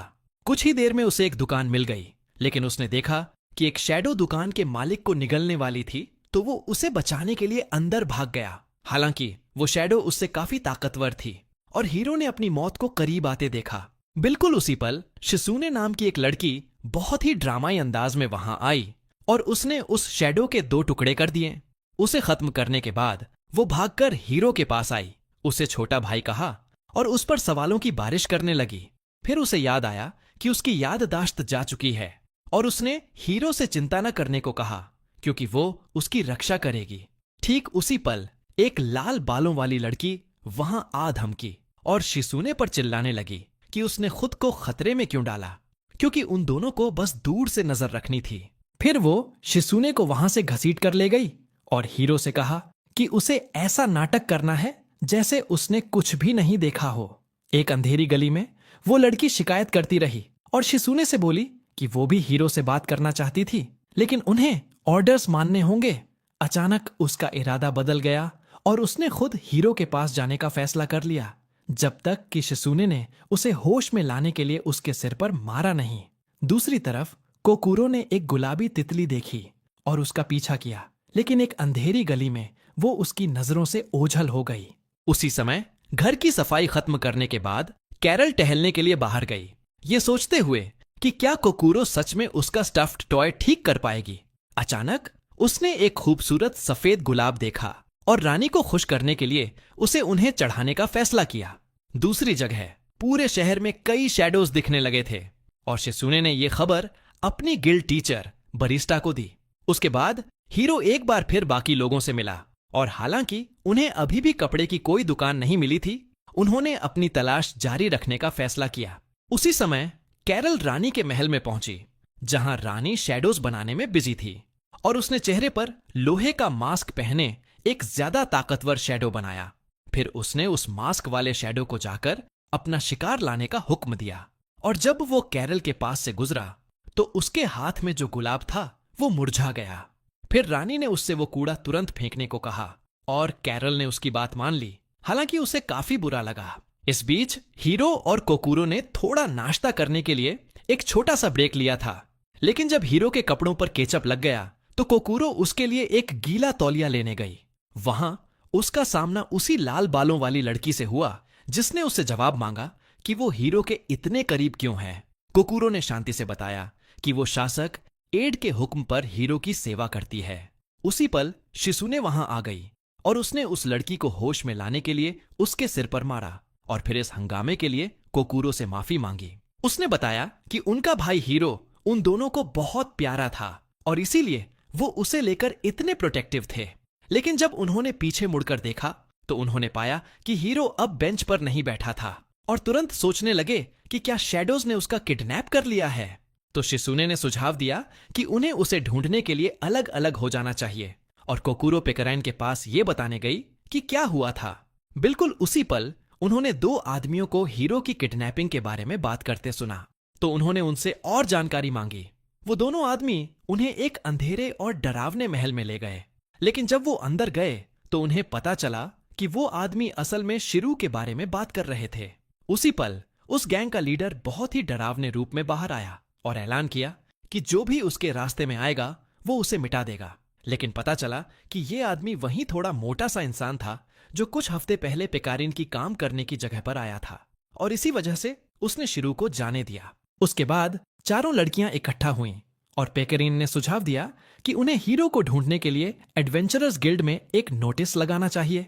जब वो वहां गए तो उन्होंने कैरन को बताया कि हीरो गायब हो गया है, लेकिन उन्हें पता चला कि वो असल में एक क्वेस्ट की वजह से थोड़ी देर पहले ही वहां आया था।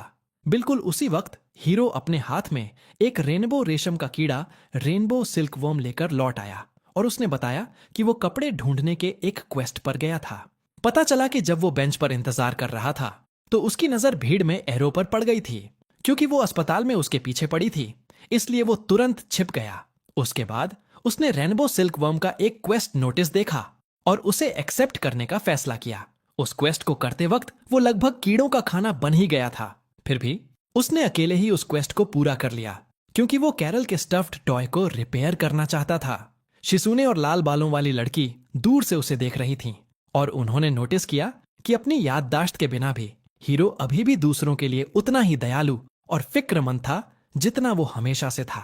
उस रात जब कैरल घर जा रही थी तो उसे डर था कि कहीं वो नया शैडो हद से ज्यादा ताकतवर ना हो, और वो बार बार यही सोच रही थी कि क्या उसे एक डबल एजेंट का नाटक जारी रखना चाहिए या बस हार मान लेनी चाहिए। और जब उसने घर खाली देखा तो उसकी चिढ़ और भी बढ़ गई। लेकिन जैसे ही उसने अपने दोस्तों को उसका खिलौना ठीक करके वापस लाते हुए देखा, उसके चेहरे पर एक प्यारी सी मुस्कान आ गई। एक दिन पेकराइन ने सपना देखा कि उसके माता पिता उसे पहचान नहीं पाए और वो रो रही है। उठने के बाद उसने हमेशा की तरह अपने पूरे जोश के साथ सबके लिए नाश्ता बनाया, लेकिन कैरल शिकायत करने लगी क्योंकि वो ब्रेड के अंदर अंडा डालना भूल गई थी। असल में पेकराइन ने बताया कि उसे बाजार में सारा सामान नहीं मिल पाया क्योंकि एक ड्रैगन ने शहर में आने वाले पुल पर अपना घोंसला बना लिया था। गांव वालों ने राजमहल से मदद मांगी थी, लेकिन किसी वजह से कोई जवाब नहीं आया था। पेकराइन ने बाकी लोगों को बताया कि वो एडवेंचरर्स गिल्ड गई थी और उसने खुद ही वो क्वेस्ट एक्सेप्ट कर लिया था। हालांकि कैरल ने नोटिस किया कि उस क्वेस्ट का रैंक उससे कहीं ज्यादा था जिसके वो आदी थे। उसके बाद कैरल ने पेकराइन के कवच के कंधों का इस्तेमाल करके खुद का अच्छे से डिफेंस किया और ड्रैगन को गालियां देते हुए उसे पुल से दूर भगा दिया।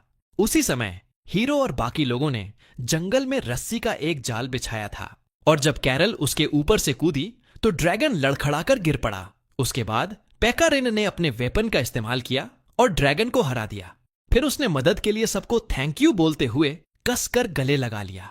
उनके जाने बिना वो मास्क वाला शैडो पूरे समय उनके करीब ही था और वो एक मासूम व्यापारी की आत्मा चुरा रहा था।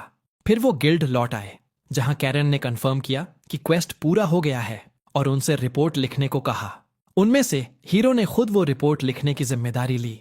एडवेंचरर्स गिल्ड से बाहर निकलने के बाद उन्हें पता चला कि ड्रैगन के मरने की खबर पूरे शहर में फैल चुकी थी और लोग पेकराइन की रोजी रोटी बचाने के लिए उसका शुक्रिया करने के लिए जमा हो गए थे। उसके बाद पेकराइन ने मिठाई खाने का सुझाव दिया और वो उन्हें उस जगह ले गई जहां हीरो और कोकुरो अपने पहले दिन गए थे। वहां पता चला कि वो जगह लैबिरिंथ गिल्ड की थी और वो सब हीरो को लड़कियों के एक ग्रुप के साथ देखकर हैरान रह गए। शोबू उसे फिर से देखकर बहुत ज्यादा खुश थी, इतनी खुश कि उसने उन्हें फ्री में क्रेप्स दिए और कहा कि वो जितना चाहे उतना खा सकते हैं, बिना ये जाने कि पेकराइन की भूख कितनी खतरनाक थी और वो उनका पूरा स्टॉक खत्म कर देगी और फिर भी उसमें और खाने की जगह होगी। उसी रात बरिस्टा पास के एक गांव में गई और उसने देखा कि वहां के सभी लोगों को शैडोज ने पूरी तरह से मिटा दिया था। उसी रात को हीरो सपने में अपनी कुछ यादें वापस पाने लगा और उसने खुद को मरते हुए देखा तो वो चीख पड़ा। किस्मत से एड ने उसे उस सपने से बाहर निकाल लिया और उसे चेतावनी दी कि उसने जो देखा था वो शायद वो अतीत था जिसे वो एक से ज्यादा बार जी चुका था और वो ऐसा भविष्य भी हो सकता था जो अभी आना बाकी था। फिर उसने उसे ये भी बताया कि जल्द ही एक बहुत बड़ी घटना होने वाली है, जिसके बाद उसने उसे असली दुनिया में वापस भेज दिया। हीरो पसीने में भीगा हुआ उठा और लड़कियों से कहा कि उसे सोर्ड चलाना सीखना होगा, तो पेकराइन ने उसे ट्रेनिंग देने का ऑफर दिया। उसके बाद जब वो अपने मूव्स की प्रैक्टिस कर रहा था तो कोकुरो उसे बड़े फक्र से देख रही थी, ये सोचते हुए कि हीरो की सारी मेहनत जल्द ही रंग लाएगी। थोड़ी देर बाद जब वो सब लंच के लिए इकट्ठा हुए तो कोकुरो ने बताया कि कैरल शायद उनके साथ नहीं आएगी क्योंकि उसे कुछ जरूरी काम निपटाने थे। जब वो उसका इंतजार कर रहे थे तो पेकराइन ने दो आदमियों को यह बात करते हुए सुना कि उन्होंने खुद प्रिंसेस यूस्टियाना को देखा है और तुरंत उसके चेहरे से मुस्कान गायब हो गई। जैसे जैसे वो दोनों आदमी उसकी बेमिसाल खूबसूरती के बारे में बताते जा रहे थे, कोकुरो भी दुआ करने लगी कि काश वो भी एक दिन उसे देख पाती, क्योंकि वो ऐसा लग रहा था जैसे वो सीधा किसी फैंटेसी नॉवेल से बाहर आई हो। बाहर कैरल आवारा बिल्लियों को खाना खिला रही थी जब वो कुरुमी और शिरू से मिली और उन्होंने उसे अपने साथ ड्रिंक करने के लिए बुलाया। इससे पहले कि वो उन्हें वहां से जाने को कहती, वो बहुत बड़ा शैडो जो अब पहले से कहीं ज्यादा बड़ा हो चुका था, अचानक उसके बगल में आ गया। शहर में अफरा तफरी मच गई और बाहर पेकराइन कुछ लड़कों से मिली जिन्होंने उसे बताया कि कैरल खतरे में हो सकती है। असल में कैरल दूर से उस विशाल शैडो को देख रही थी जब वो शहर के लोगों को निगलने वाला था, क्योंकि उसके ऑर्डर्स सिर्फ नजर रखने के थे। उसी वक्त पेकराइन वहां आ गई और उसने सबसे पीछे हटने को कहा ताकि वो पूरी ताकत से उस मॉन्स्टर का सामना कर सके। पेकराइन को देखकर कैरल छिपने की जगह से बाहर आई, लेकिन जब उन्होंने उससे मदद मांगी तो वो पल भर के लिए झिझक गई। उसकी इस झिझक की वजह से शैडो लगभग उसे पूरी तरह निगल ही चुका था। लेकिन बिल्कुल आखिरी पल में पेकरीन ने उसकी जान बचा ली। और हालांकि पेकरीन ने अपना सबसे स्ट्रॉन्ग अटैक किया, लेकिन शैडो और भी ताकतवर हो गया और उसने एक बड़ा धमाका किया जिससे कैरल जमीन पर गिर पड़ी। लेकिन जब उसने अपनी आंखें खोली तो उसने देखा कि पीकरिन ने अपनी जान पर खेलकर उसे पत्थरों के नीचे कुचलने से बचा लिया था। क्योंकि पीकरिन की पीठ खुली थी, इसलिए शैडो ने बिना रुके उस पर अटैक करना शुरू कर दिया। फिर भी उसने एक असली हीरोइन की तरह वो सब सहा और कैरल को बचाती रही, जिसका पैर मलबे के नीचे फंसा हुआ था। और जब शैडो ने एक बड़ा अटैक करने की तैयारी की तो पेकरिन ने कैरल को अपना एक शोल्डर आर्मर दे दिया ताकि उसका डिफेंस बढ़ सके, और फिर उस अटैक को सीधे अपने ऊपर लेने के लिए आगे बढ़ गई। एक भयंकर धमाके के बाद शैडो के चेहरे पर एक दरार आ गई और पेकरिन बुरी तरह थक कर गिर पड़ी। जहां तक कैरल की बात थी, जैसे ही उसने खुद को आजाद किया वो भागकर अपनी दोस्त का हाल देखने गई। और जब पेकरिन ने अपनी आंखें खोलीं तो कैरल उस पर एक बेवकूफ की तरह चिल्लाने लगी कि उसने उसे बचाने के लिए अपनी जान जोखिम में क्यों डाली। उसकी आंखों में आंसू चमक रहे थे जब उसे याद आया कि कुछ ही देर पहले वो उसे मरने के लिए छोड़ने वाली थी। और फिर भी पेकरिन ने खुद की परवाह किए बिना उसे बचाया था।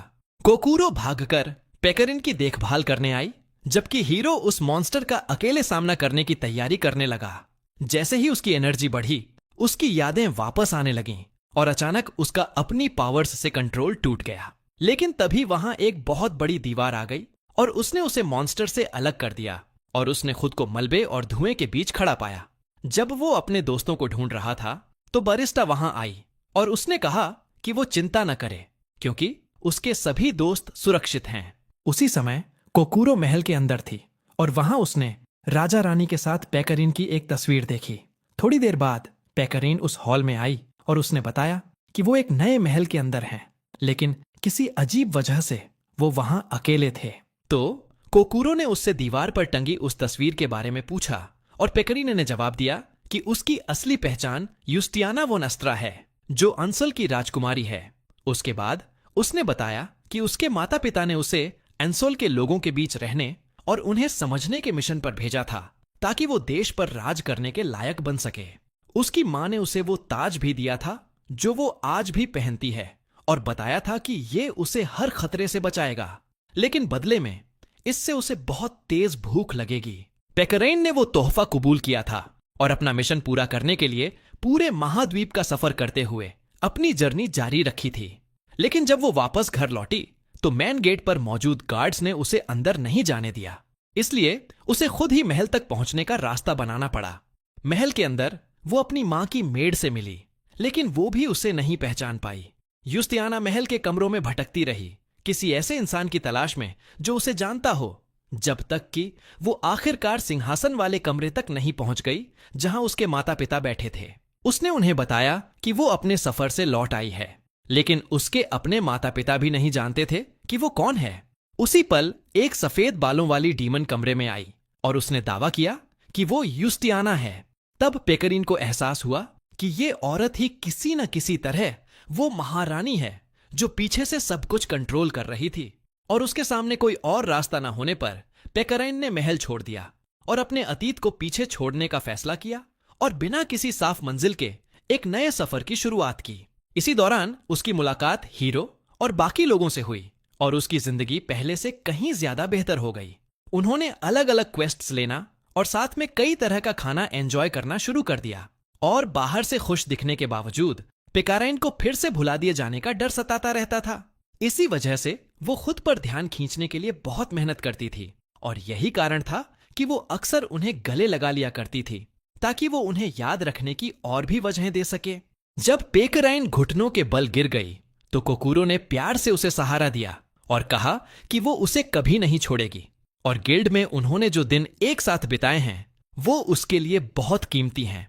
और जब पेकरिन ने वो शब्द सुने तो उसने अपने वो सारे इमोशंस बाहर निकाल दिए जिन्हें वो अब तक दबा कर बैठी थी, बिना ये जाने कि कैरल दरवाजे से उसे देख रही थी। उसके बाद कैरल ने अपनी नजर कोलोसियम की तरफ मोड़ी और आखिरकार उसे समझ आ गया कि वो सच में कहां से बिलोंग करती है। फिर उसने शैडो का सामना करने के लिए खुद को तैयार किया। उसी समय बरिस्टा ने हीरो को यकीन दिलाया कि वो उसकी दुश्मन नहीं है और उससे उस जगह को याद करने के लिए कहा जहां वो अब भी था। हीरो को समझ आ गया कि ये जगह बिल्कुल वैसी ही थी जहां एड रहती थी। तो बरिस्टा ने उसे बताया कि वो असल में उसकी गार्जियन एंजल है और वो धीरे धीरे उसकी यादें वापस लाने में उसकी मदद करने की कोशिश कर रही है। उसके बाद उसने उससे उसके अंदर सोई हुई प्रिंसेस नाइट पावर के बारे में बात की, लेकिन क्योंकि अब उसके पास अपनी यादें नहीं थीं, इसलिए उस ताकत का इस्तेमाल करना उसके वजूद के लिए बहुत खतरनाक हो सकता था। उसने उसे उन शैडोज के बारे में भी बताया जो सैकड़ों लोगों की आत्माओं को निगल चुके थे और समझाया कि वो किसी बहुत ही पावरफुल चीज की इच्छा से बने थे और वो जिस दुनिया में अब रह रहे थे वो हीरो और उस इच्छा के बीच की बैटल का ही एक नतीजा था। इस सच ने हीरो को अंदर तक हिलाकर रख दिया। असली दुनिया में गांव के लोग मलबे के बीच पेकरेन और बाकी लोगों को ढूंढ रहे थे, लेकिन नाइटमेयर गिल्ड की टोमो वहां आई और उसने उन्हें वो जगह खाली करने का हुक्म दिया। वहां के लोगों से बात करने के बाद उसने जून के महल के नाइट्स को बताया कि वहां क्या हुआ था। जब वो बात कर रहे थे तो क्रिस्टीना वहां आई और उसने उस लड़की में अपनी दिलचस्पी दिखाई जिसने कहा था कि वो एक बहुत ही पावरफुल सोर्ड चलाने वाले मॉन्स्टर से लड़ रही थी और उसने उस इलाके के सभी लोगों को बचाने में कामयाबी हासिल की थी। जून ने उससे करंट मिशन पर फोकस करने को कहा, लेकिन क्रिस्टीना ने जवाब दिया कि इतनी पावर वाले मॉन्स्टर का राजधानी के इतने करीब आना और किसी को उसके गायब होने तक भनक तक न लगना बहुत अजीब बात है। फिर उसने ये इशारा किया कि एनसोल के सिंहासन पर एक मॉन्स्टर बैठा हुआ है और फिर जून और टोमो को उलझन में छोड़कर वहां से चली गई। इस बीच विशाल शैडो के साथ अपनी लड़ाई के दौरान कैरल अभी भी अपनी महारानी के प्रति वफादारी और पैकरिन के साथ खड़े होने के बीच डगमगा रही थी, बिना ये जाने कि जिस राजकुमारी की वो सेवा करती थी वो असल में नकली थी और पैकरिन ही एनसोल की असली महारानी थी। आखिर में कैरल ने यह फैसला किया कि वो शैडो को अपनी जान लेने देगी, लेकिन पैकरिन फिर से वहां आई और उसे बचा लिया। दूसरी तरफ हीरो को पूरा सच पता चल गया था और बरिस्टा ने वादा किया कि वो उसकी और उसके दोस्तों की रक्षा करेगी, लेकिन हीरो ने मजबूती से कहा कि वो भी अपने दोस्तों की रक्षा करेगा और इससे बरिस्टा को यह साबित हो गया कि वो बिल्कुल भी नहीं बदला था। उसी पल शोबू और लाल बालों वाली लड़की ने एक मैसेज भेजा जिसमें कहा गया था कि लड़कियों को मदद की जरूरत है, लेकिन बरिस्टा ने उनसे वहीं रहने को कहा और हीरो को अपने तरीके से काम करने देने के लिए कहा। उसके बाद उसने हीरो के लिए महल का रास्ता खोल दिया और उसे अपनी ट्रांसफॉर्मेशन पावर का एक हिस्सा दिया ताकि वो अपने दोस्तों को बचा सके। हीरो ने एक जोरदार स्ट्राइक के साथ जंग के मैदान में एंट्री की और सबकी ताकत बढ़ा दी ताकि वो कोकुरो के एक्स्ट्रा सपोर्ट की मदद से साथ मिलकर उस शैडो का सामना कर सकें। उस ग्रुप ने शैडो को हरा दिया और आखिर में हीरो ने ही उसे फाइनल स्ट्राइक देकर खत्म किया। उसके बाद वो तुरंत उस रेस्टोरेंट के बीचों बीच पहुंच गए जहां कुरुमी और शिरू अपने नुकसान पर रो रहे थे। जैसे ही वो वहां पहुंचे सब लोग उनके आसपास जमा हो गए और उनके सुरक्षित लौटने का जश्न मनाने लगे। उस जश्न के बीच पैकरेन ने हर चीज के लिए कैरल को थैंक यू कहा और फिर उसे गले लगा लिया और पहली बार कैरल ने भी बहुत ही प्यार से उसे गले लगाया और इस तरह दुनिया में जिंदगी फिर से नॉर्मल हो गई। और यहीं पर कहानी खत्म होती है प्यारे दर्शकों, और हम उम्मीद करते हैं कि आपको यह पसंद आई होगी।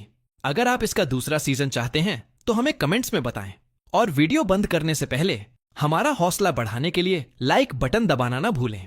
और भी एपिसोड्स देखने के लिए सब्सक्राइब करें और नोटिफिकेशन बेल को ऑन करें ताकि आप चैनल पर आने वाले हर नए एनिमे को देख सकें। अपने विचार हमें कमेंट्स में बताएं और हम आपसे फिर नए एपिसोड्स में मिलेंगे। अलविदा।